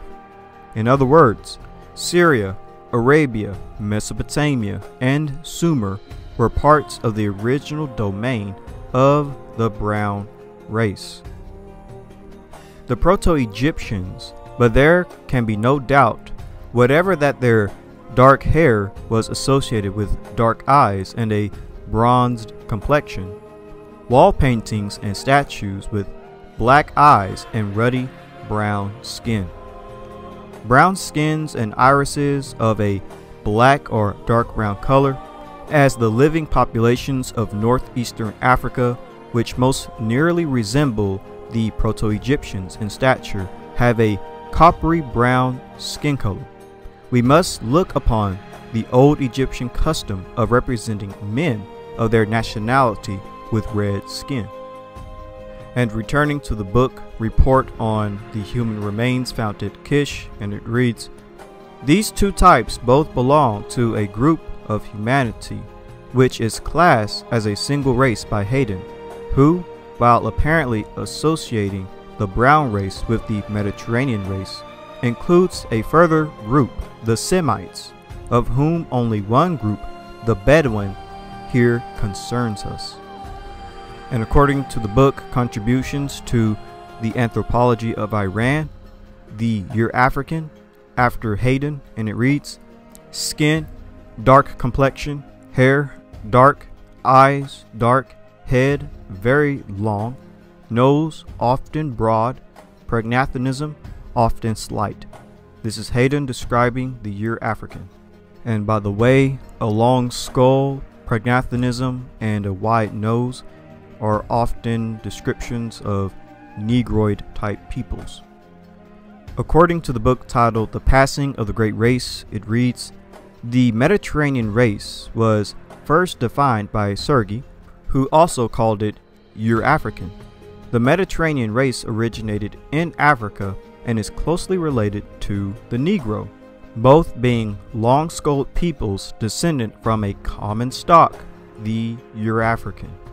And according to the book titled Archaeology and the Sumerian Problem, the people responsible for the Al-Umbud stage of culture belong to, judged by their distribution to the Middle Eastern section of the Mediterranean race, to the brown race of Professor Elliot Smith. In fact, as to the characteristics of the dolichocephalic population of Mesopotamia, Dr. Buxton distinguishes a brown Mediterranean and a brown Eurafrican type. They are in fact often included together in the term Mediterranean, but as distinguished by Dr. Buxton, the brown Mediterranean variety seems later and related with the West, whereas the Eurafrican type seems more ancient and has connections with the East. The brown Eurafrican variety of the dolichocephalic population at Kish, the other variety, the brown Mediterranean type, which is related with the West, can hardly have been anything but Semitic, for it is certain that we have to account for Mediterranean Semites from Arabia at an early date in Mesopotamia. Sergi argued that the Mediterranean race had in fact originated in Africa, probably in the Sahara region, and that it also included a number of dark-skinned peoples from the African continent, such as Ethiopians and Somalis. Sergi also asserted that the Semites were a branch of the Eurafricans, who were closely related to the Mediterraneans. Based on ancient remains of Semites found in Mesopotamia and other parts of the Middle East, so Semites, who are a Eurafrican people, would have likely resembled Ethiopians. And as you can see, Ethiopians, they're an obvious dark-skinned population ranging from light brown to medium brown to black in complexion. And they also would have resembled Somalis, another dark-skinned population that is obviously black-skinned but also has brown variants. Ethiopians and Somalis are another good example of how Proto-Semites, early Semitic populations, would look.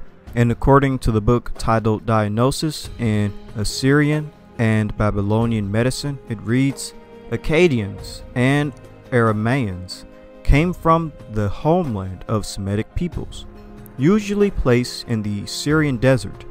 They were presumably a medium complexion with dark hair and brown eyes, like modern Arabs. So early Semitic populations, such as Akkadians and Aramaeans, had a medium brown complexion and dark hair and brown eyes, and they're also described as looking like modern Arabs that have these features. And as we can see, there are clearly modern Arab populations that are indeed medium brown skinned with dark hair and brown eyes. This is yet another example of how ancient or Proto-Semitic populations would have looked. According to ancient remains of Semitic populations found at Kish in Mesopotamia, Semites were described as the brown race, the brown Mediterranean race, the brown Eurafrican race. These three classifications are basically described as African, either Negroid or East African. With that being said, let's look at ancient depictions of Semites.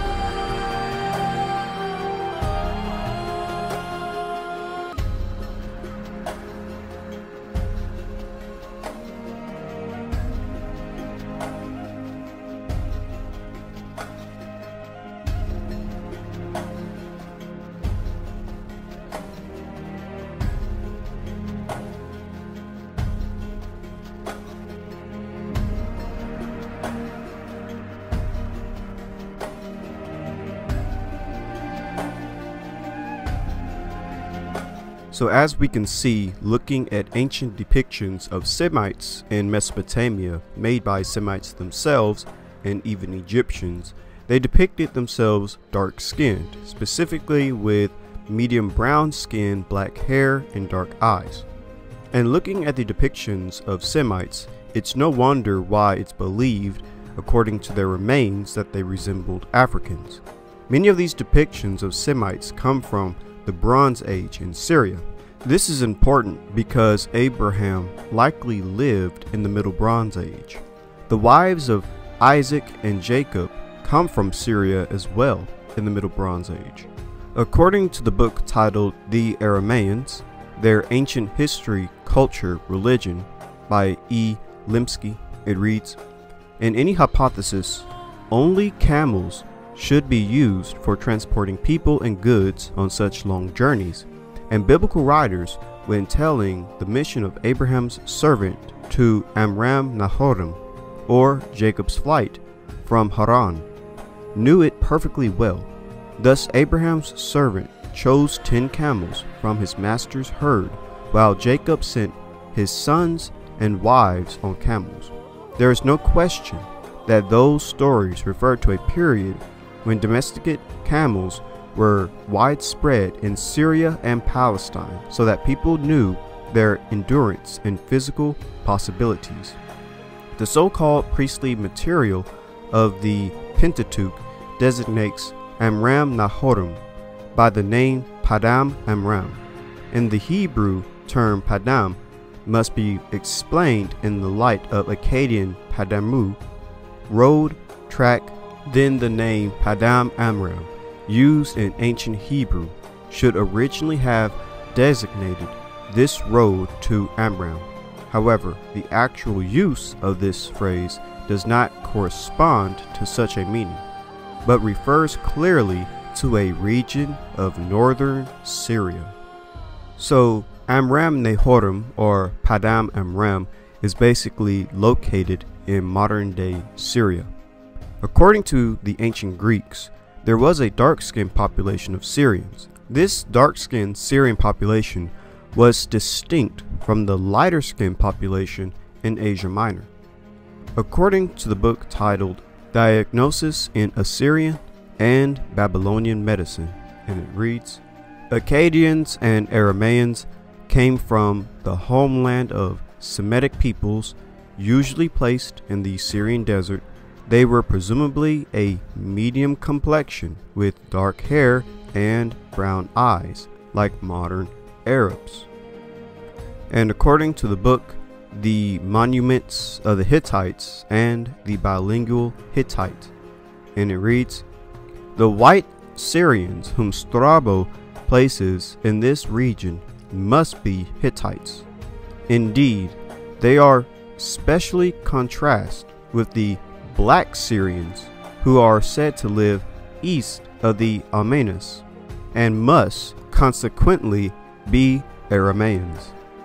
And according to the book A Dictionary, Greek and Roman Geography, and it reads, "Lycio Syri, the ancient name of the Syrians inhabiting Cappadocia, by which they were distinguished from the more southern Syrians, who were of a darker complexion."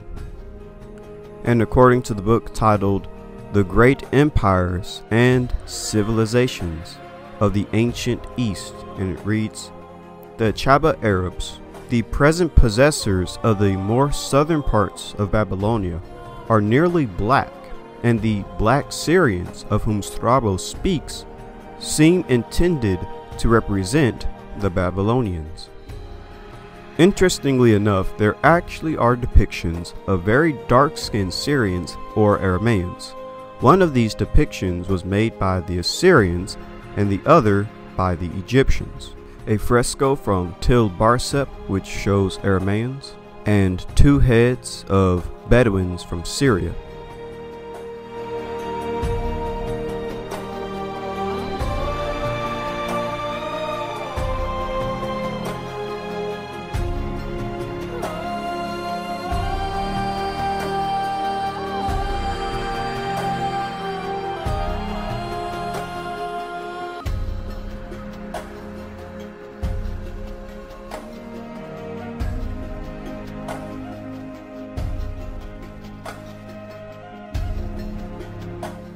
There are interesting parallels between the depictions of these Syrians, such as the locked hair and the band around the head.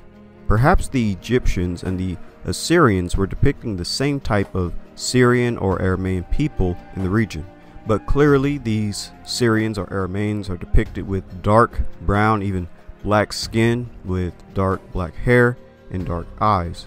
But without a doubt, the description and depiction of these Syrians and Aramaeans gives a good clue as to how Abraham and the rest of his family, such as the wives of Isaac and Jacob, could have looked. With that being said, let's dig a bit deeper. We know according to the scriptures, Abraham was called a Chaldean. Now I understand that the specific ethnic group Chaldeans may not have existed in the time of Abraham, since Abraham more than likely lived in the Middle Bronze Age. But I still feel like understanding the phenotype of ancient Chaldeans can help us. The Israelites more than likely were comparing Abraham to the Chaldeans. Of course, I'm not saying based on phenotype, but rather shared ancestry. Perhaps. Considering that Josephus believed the descendants of Arphaxad are Chaldeans. Whether or not he was right or wrong, it still seems like the Israelites are basically saying that Abraham has a shared ancestry with the Chaldeans. With that being said, how are Chaldeans described? First of all, in terms of comparing ancient remains, it has been stated by archaeologists and anthropologists such as Sir Arthur Keith that Natufians had some connection to the ancient Ur of the Chaldeans. According to the book An Introduction to African Civilizations, it reads, "There is evidence that some 7,000 or 8,000 years ago, a black Negroid race inhabited Palestine. Even Sir Arthur Keith agrees that they are clearly Negroid, distinctly prognathinous with wide faces, flat noses, and long, large heads." Sir Arthur goes on to say that these early black Palestinians may have been the ancestors of the Semites or Arabs of biblical times. Other markings found on these skeletons seem to indicate that the early black Palestinian had connections with ancient Ur of the Chaldees.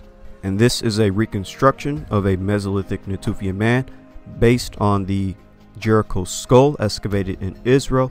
Ancient DNA analysis of Natufian samples has revealed that they were ancestral to the Levantine Neolithic population, forebears of the contemporary Semitic-speaking groups of the Middle East.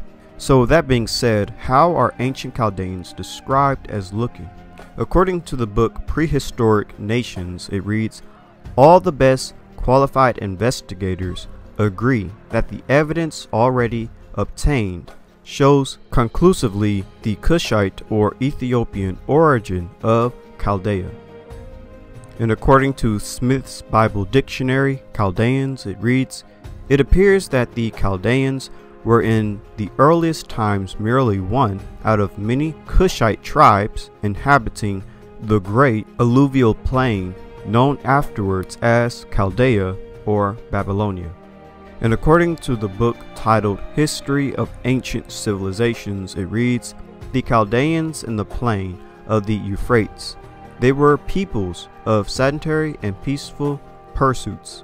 Their skin was dark, the hair short and thick, the lips strong. Some term them Cushites, others Hamites."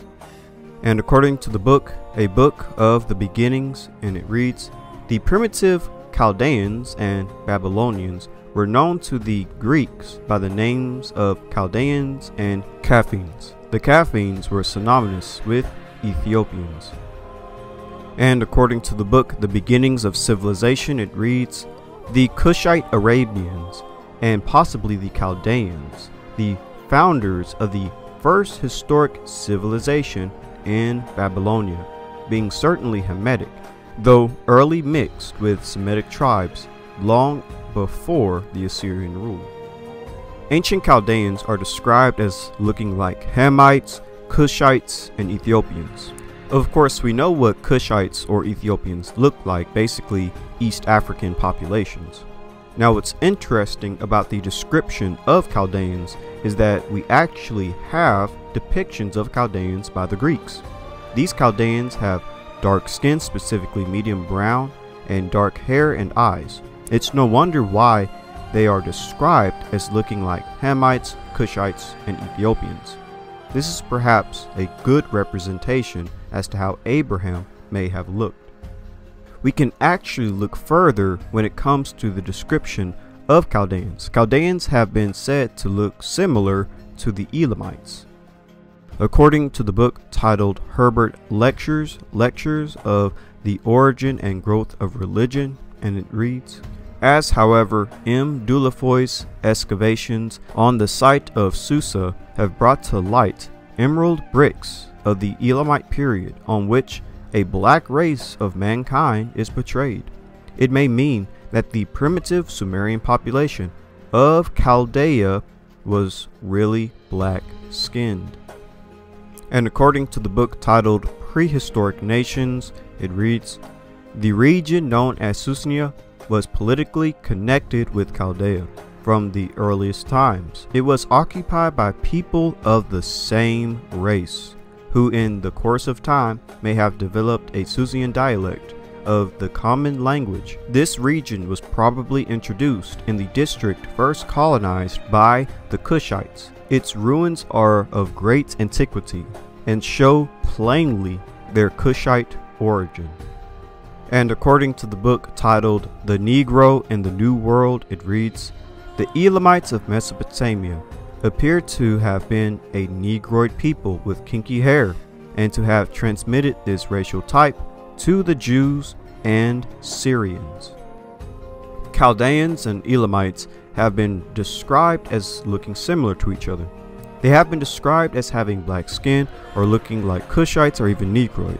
With that being said, let's look at depictions of ancient Elamites. Perhaps this can help us when it comes to the phenotype of the Chaldeans, and therefore perhaps even Abraham.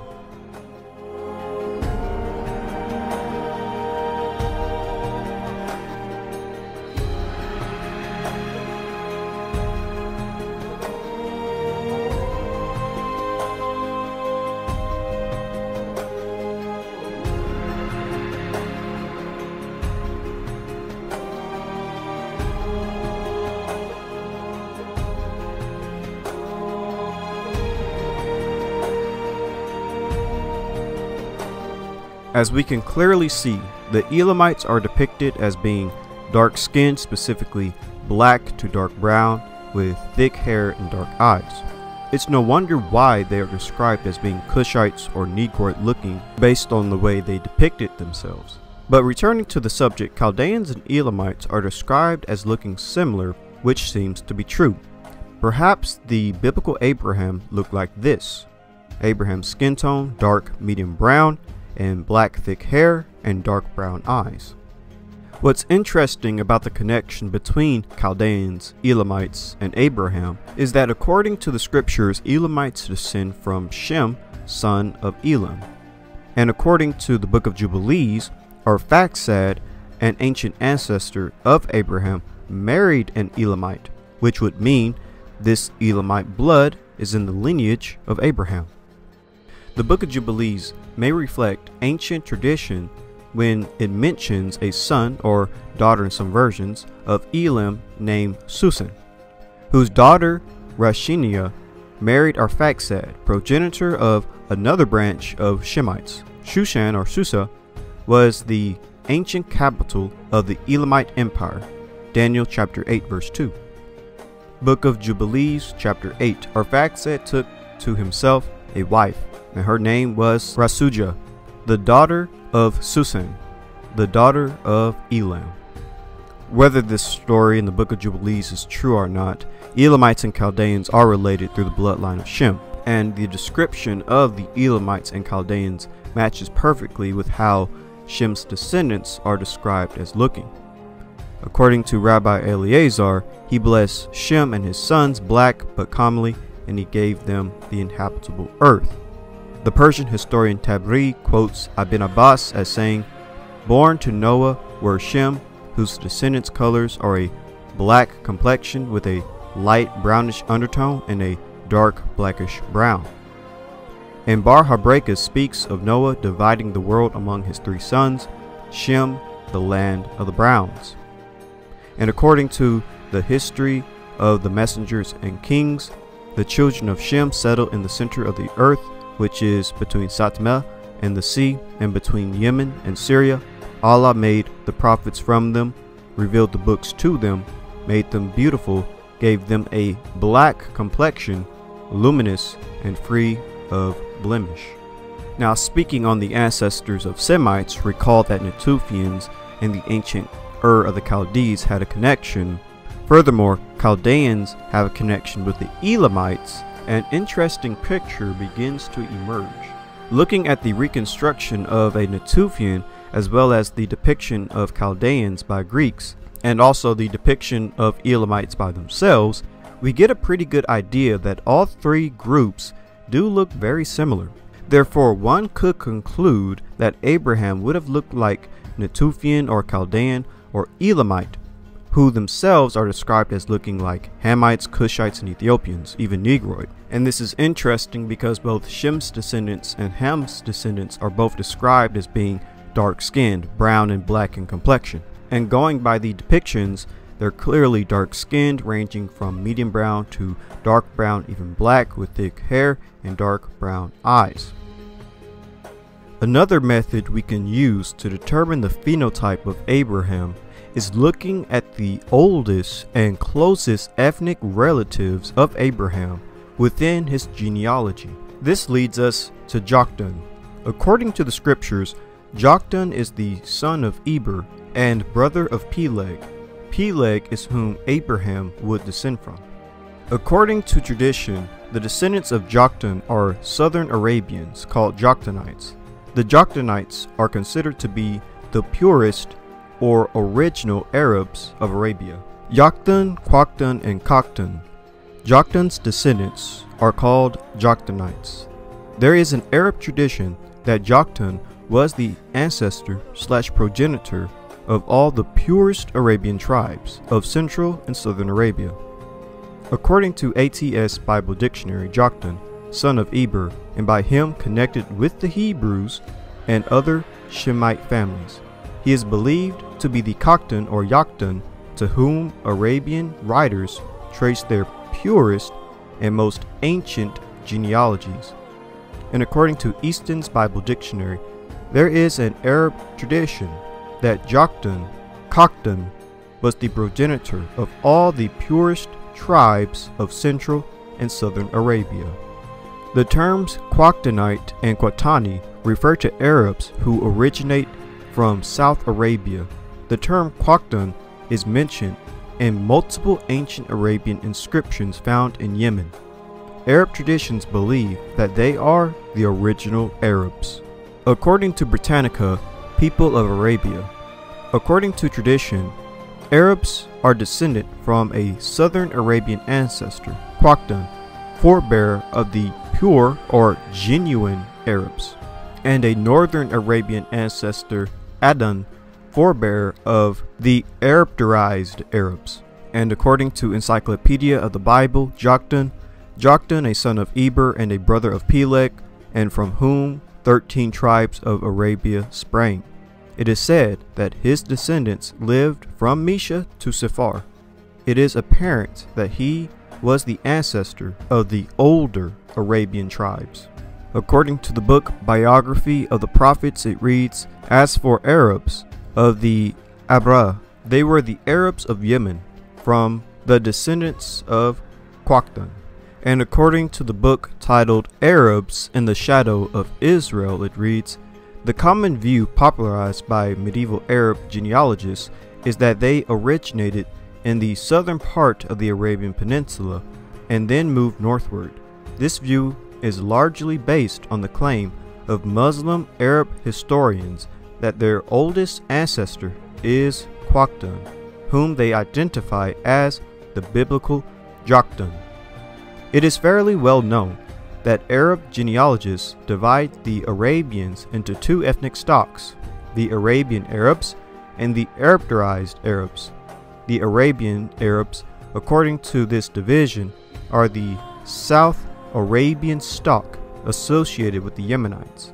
They are descended from Joktan and form the original stock.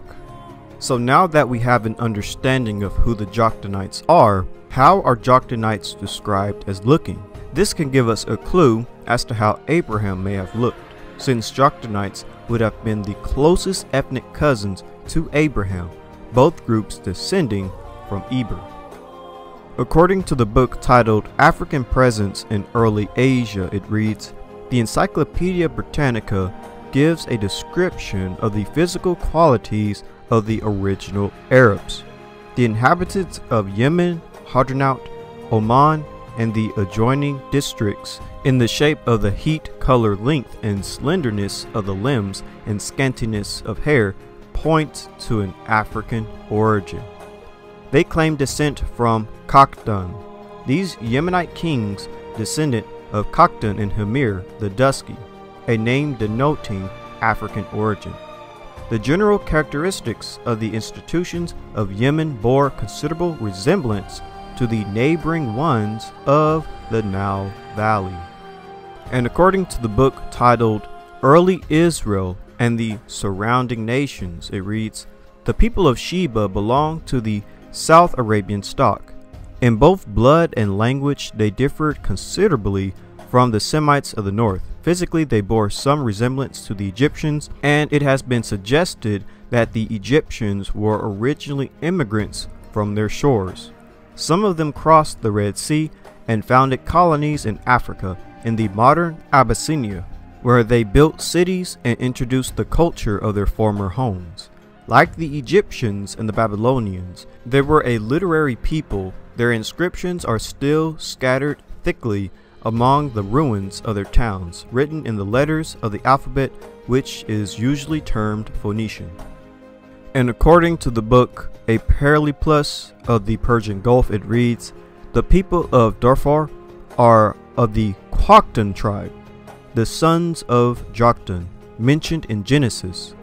They are of Hamitic or African rather than Arab types." Joktanites are described as looking like Hamites and Africans. We can actually dig even further into the description of Joktanites. There are two important details about Joktanites. One, Joktanites are the first or original or pure or genuine Arabians. And two, Joktanites were located in South Arabia. They're Southern Arabians. Therefore, let's read the description of Proto-Arabians and South Arabians. How are they described as looking?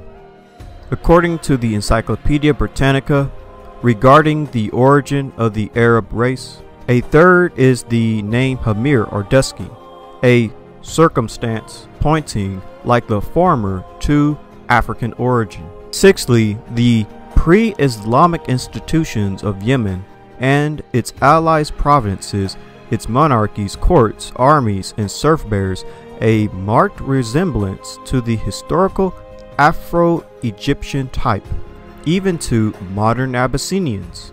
Seventhly, the physical conformation of the pure-blooded Arab inhabitants of Yemen, Hadramaut, and Oman, and the adjoining districts, the shape and the size of head and slenderness of the lower limbs, and comparative scantiness of hair, and other particulars point in an African rather than Asiatic direction.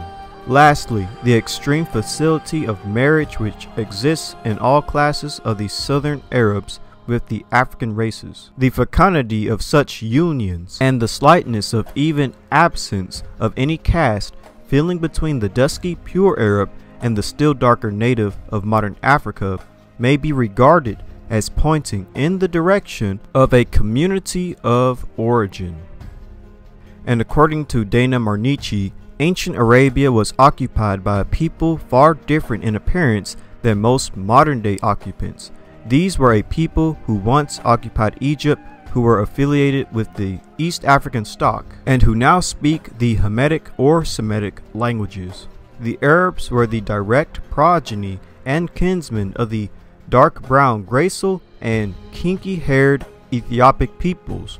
that first spread over the desert areas of Nubia and Egypt.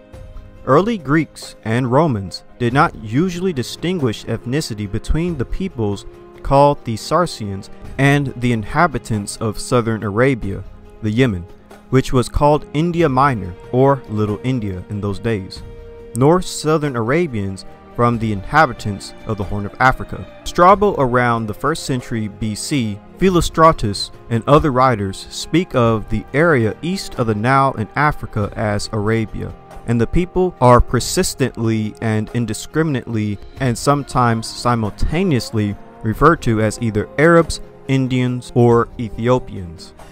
The dark-skinned South Arabian today is short and extremely round-headed, brachiocephalic, but he was no doubt originally much taller and dolichocephalic, long-headed, like the so-called Hamites of East Africa. Early pre-Christian skulls from Hadramaut were marked dolichocephalic. Henry Field suggested that Arabia's current ethnography is the result of the mixing of two distinct basal stocks, the dolichocephalic, long-headed, dark-skinned Mediterranean/Euro-African. Henry Field, in his Ancient and Modern Man in Southwestern Asia, argued as well Dravidian and Arab have in them an inheritance from a common stock, an inheritance which has been retained more completely by the natives of India than by the people of Arabia. Marshall's and von Ehrenfeld's remarkable insight has the support of contemporary ethnology and modern genetic research. Sir Arthur Keith and Dr. Wilton Moran Corgan, in their discussion of the racial characteristics of the southern Arabs, opined that the Arabian Peninsula was at one time occupied by a people intermediate to the Somalis on the one hand and to the Dravidians of India on the other. And according to the book titled The Negro in the New World, it reads, "It is quite conceivable that the great peninsula of Arabia was once populated as far as its natural conditions allowed by a primitive Negro stock." And according to Henry Field's Anthropology Memoirs, it reads, "Among these Negroid features, which may be counted normal in the Arabs, are the full, rather everted lips, shortness and width of nose, certain blanks in the bearded areas of the face, below the lower lip and chin and the cheeks, large, luscious, gazelle-like eyes, a dark brown complexion, and a tenderness for the hair to grow in ringlets." Although the Arab of today is sharply different from the Negro of Africa, yet there must have been a time when both were represented by a single ancestral stock. In no other way can the prevalence of certain Negroid features be accounted for in the natives of Arabia. And according to the book Travelers to the Middle East, it reads, "The people of Arabia belong to the two distinct and apparently quite different races. The Arabs of South Arabia are smaller, darker, coarser featured, and nearly beardless. All authorities agree that the Southern Arabs are nearly related by origin to the Abyssinians." Abyssinians, by the way, are Ethiopian peoples, also known as the Habasha peoples. So Southern Arabians are being compared in their origin to the Habasha peoples. According to the book titled Racial Types from South Arabia, it reads, "Racial affinities of the South Arab lie in Northeast Africa. A Negroid strain occurs in the belt from Africa through South Arabia to Malaysia, including the Dravidians of southern India." According to the book titled The Arabs, the original inhabitants of Arabia, then according to Sir Arthur Keith, one of the world's greatest living anthropologists who has made a study of Arab skeletal remains, ancient and modern, were not the familiar Arabs of our own time, but a very much darker people. A proto-Negroid belt of mankind stretched across the ancient world from Africa to Malaysia, giving rise to the Hamitic peoples of Africa, to the Dravidian peoples of India, and to the intermediate dark people inhabiting the Arabian Peninsula. So the original inhabitants of Arabia and the southern inhabitants of Arabia are described by anthropologists as looking like Africans, Negroid, Ethiopian, Dravidian, etc., and have dark brown skin to black skin and curly hair with dark eyes. Now, let's look at depictions of these Arabians.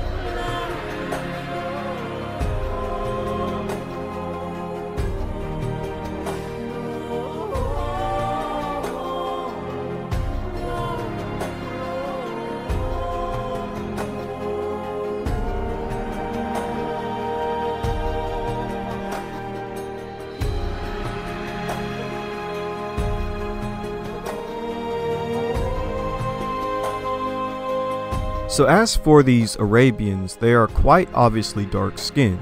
If Abraham resembles Jokhtanites, who are the first and pure Arabians and lived in South Arabia, then it's quite obvious to see that Abraham would have phenotypically resembled them, i.e. dark-skinned, specifically medium brown to black-skinned, thick curly black hair, and dark brown eyes. The descriptions and depictions of Southern Arabians, Jokhtanites, matches perfectly with Shem, since Shem descendants have been described as ranging from light brown to black. According to Rabbi Eleazar, he especially burlesqued Shem and his sons black but comely, and gave them the inhabitable earth.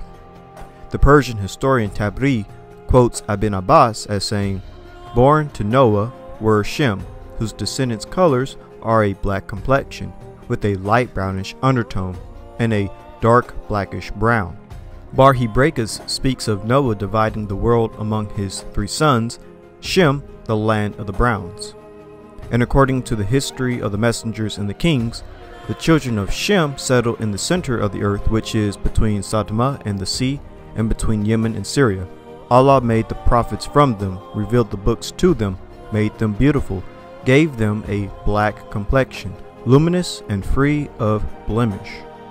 What's interesting genetically about Arabians is that Southern Arabians in Yemen have the highest amount of Natufian ancestry and are genetically closest to Natufians, and it's already been stated that Natufians are the ancestors of Semites.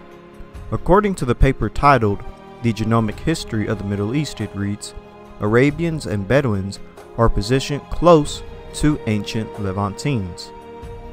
When we substitute Levant Neolithic with Natufians as source of ancestry in the Middle East, we found that Arabians could be successfully modeled.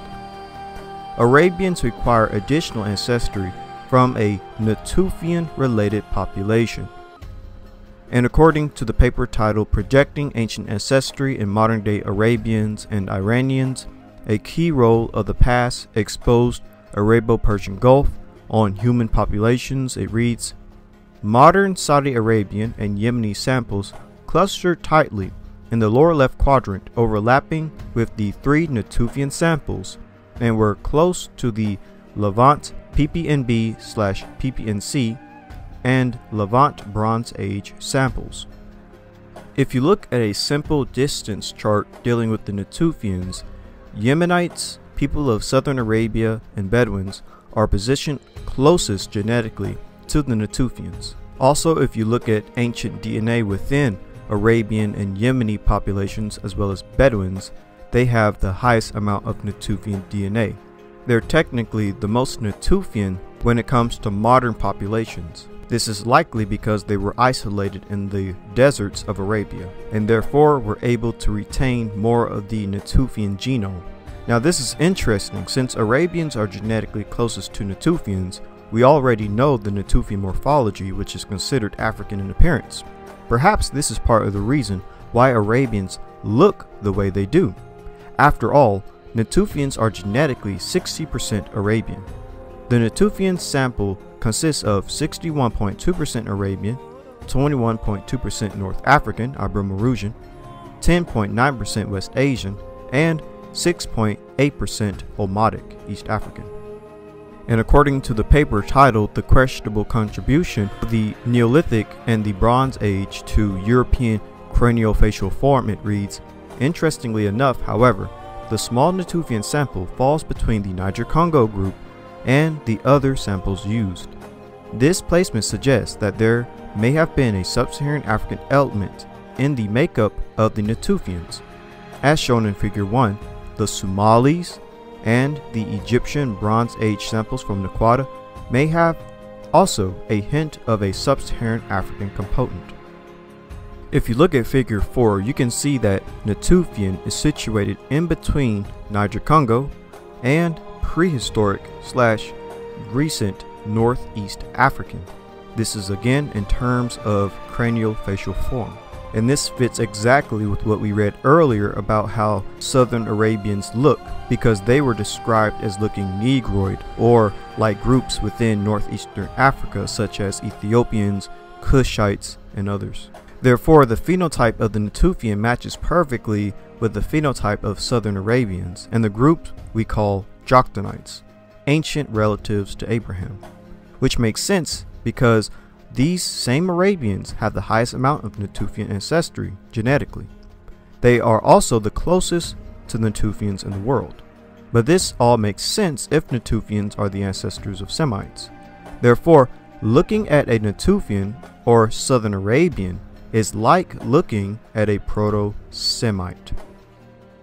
Reconstruction of a Mesolithic Natufian man based on the Jericho skull excavated in Israel. The ancient DNA analysis of Natufian samples has revealed that they were ancestral to the Levantine Neolithic population, forebears of the contemporary Semitic-speaking groups of the Middle East.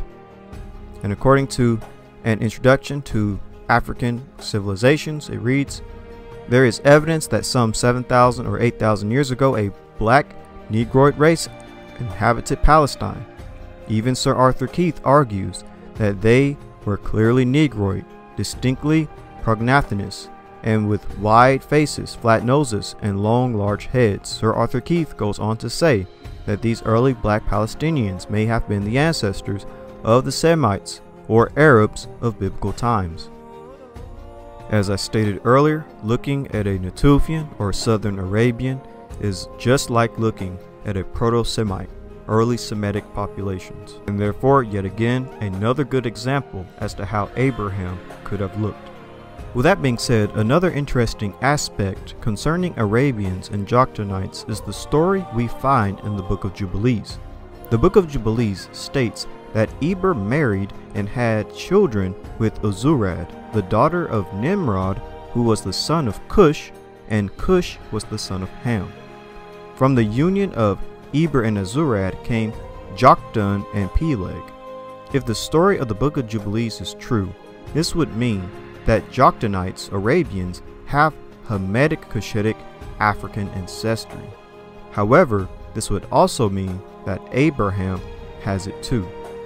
The Book of Jubilees mentions the name of Nimrod, the Greek form of Nimrod, only as being the father of Azurad, the wife of Eber and mother of Peleg. This account would thus make Nimrod an ancestor of Abraham and hence all Hebrews. The Book of Jubilees chapter 8 reads, Eber, and he took unto himself a wife, and her name was Azurad, the daughter of Nimrod. She bare him a son, and he called his name Peleg. Azurad, the daughter of Nimrod, and granddaughter of Cush, and great-granddaughter of Ham, who would have been a Nubian, Sudanese, Nilotic, and Nilo-Saharan. Ancient Cush in the biblical era was Nubia, located in Sudan. Ancient Nubians are a Nilotic and Nilo-Saharan people. According to Britannica, Cush, region and kingdoms of ancient Nubia, Africa. Cush, also spelled Cush, the southern portion of the ancient region known as Nubia. According to World History Encyclopedia, the Kingdom of Cush, it reads, Cush was a kingdom in northern Africa in the region corresponding to modern-day Sudan. The larger region around Cush, later referred to as Nubia, was inhabited circa 8000 BCE, but the Kingdom of Cush rose much later.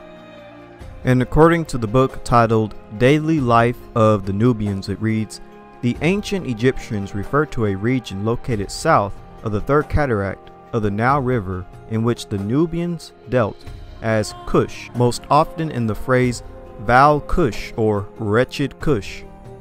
And according to the book titled The Nubian Past, it reads, the name of Nubia has long been used to describe Egypt's southern neighbor. Historically, other names have been applied to this region and its inhabitants, Cush being a widely used term in the ancient world, as well as Ethiopia. And according to the article titled The Kingdom of Cush, Sub-Saharan African Rulers of the Nile, and it reads, the roots of the Kushite kingdom emerged near the third cataract of the Nile River in the early 3rd millennium BC, developed from cattle pastoralists who are known to archaeologists as A group or pre-Kerma culture. The Kushite kingdom is mentioned as Cush in the Old Testament, Ethiopia in ancient Greek literature, and Nubia to the Romans. Nubia may have been derived from an Egyptian word for gold, nub. The Egyptians called Nubia Taseti. If you take the Book of Jubilees to be true, then Eber essentially married a black African, a Nilotic Sudanese Nubian woman.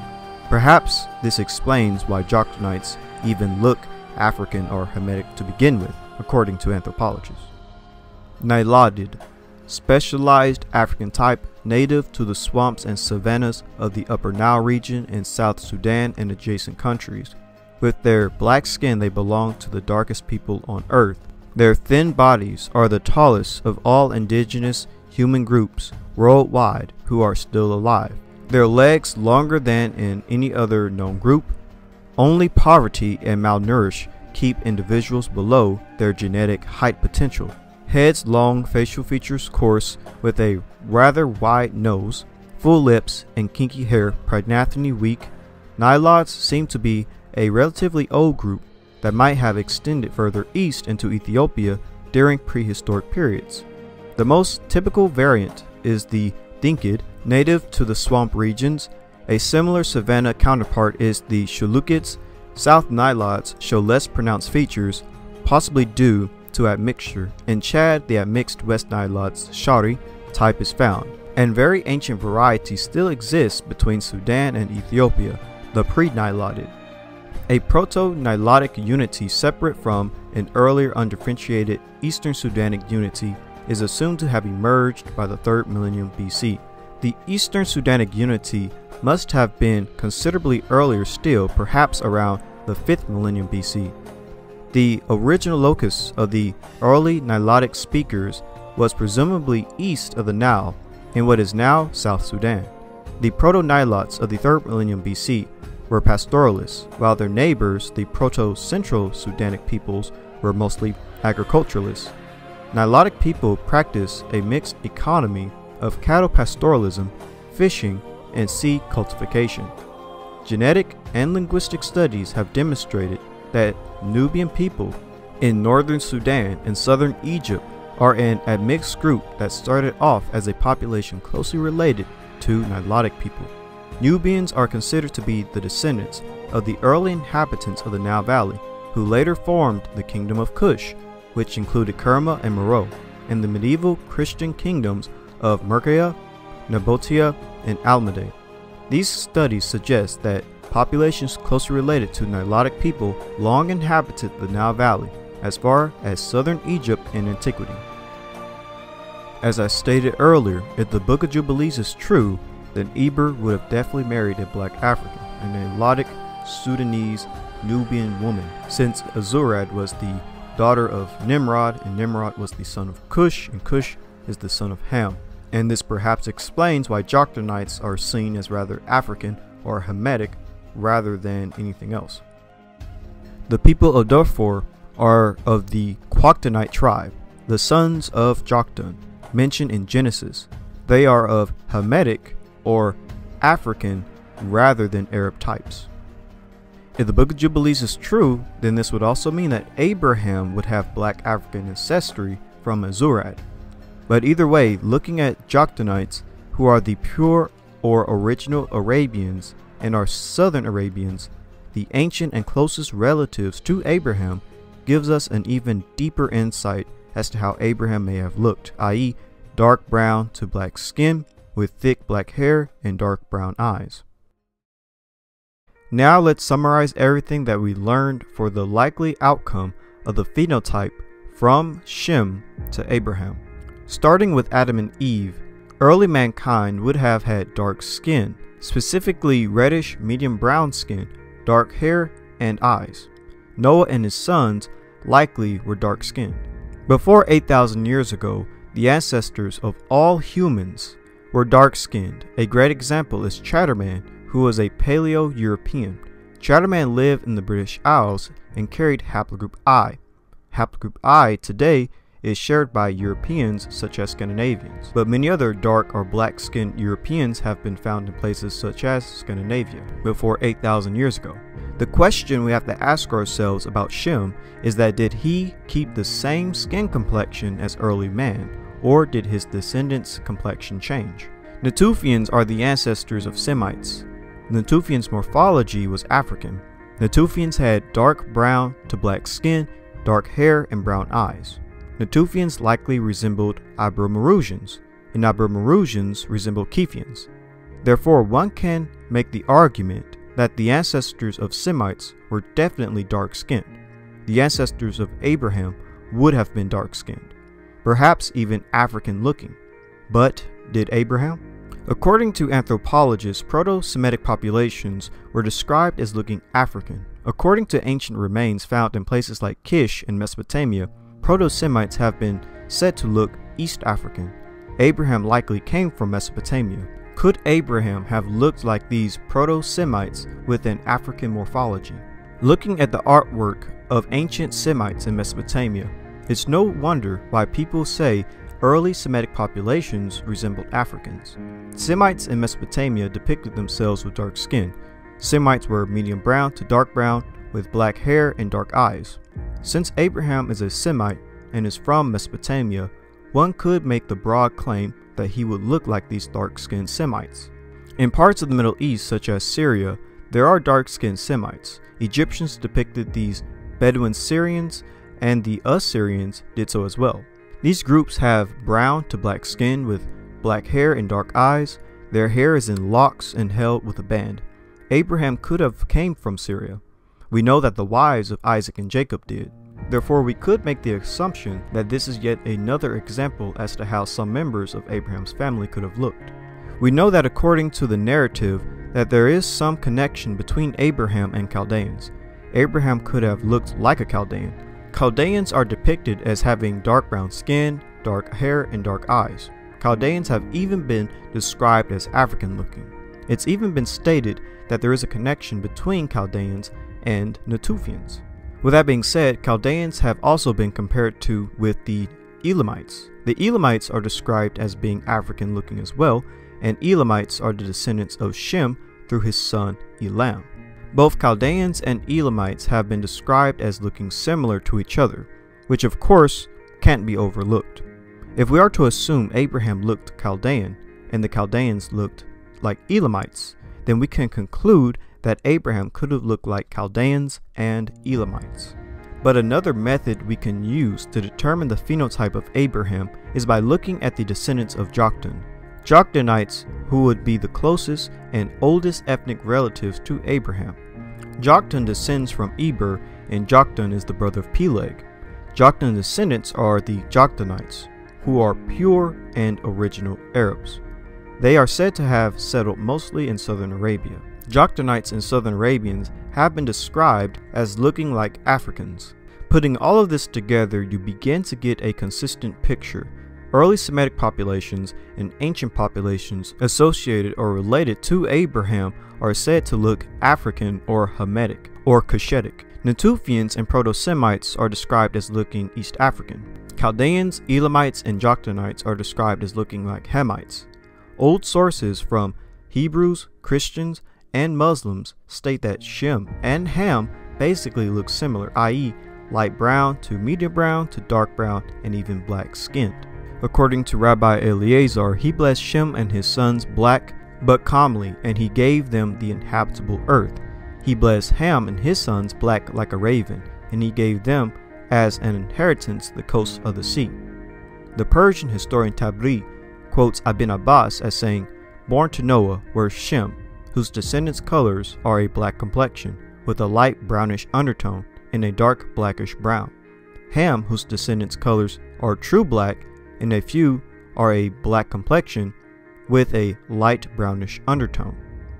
Bar Habrakas speaks of Noah dividing the world among his 3 sons, with Ham getting the land of the blacks, Shem the land of the browns.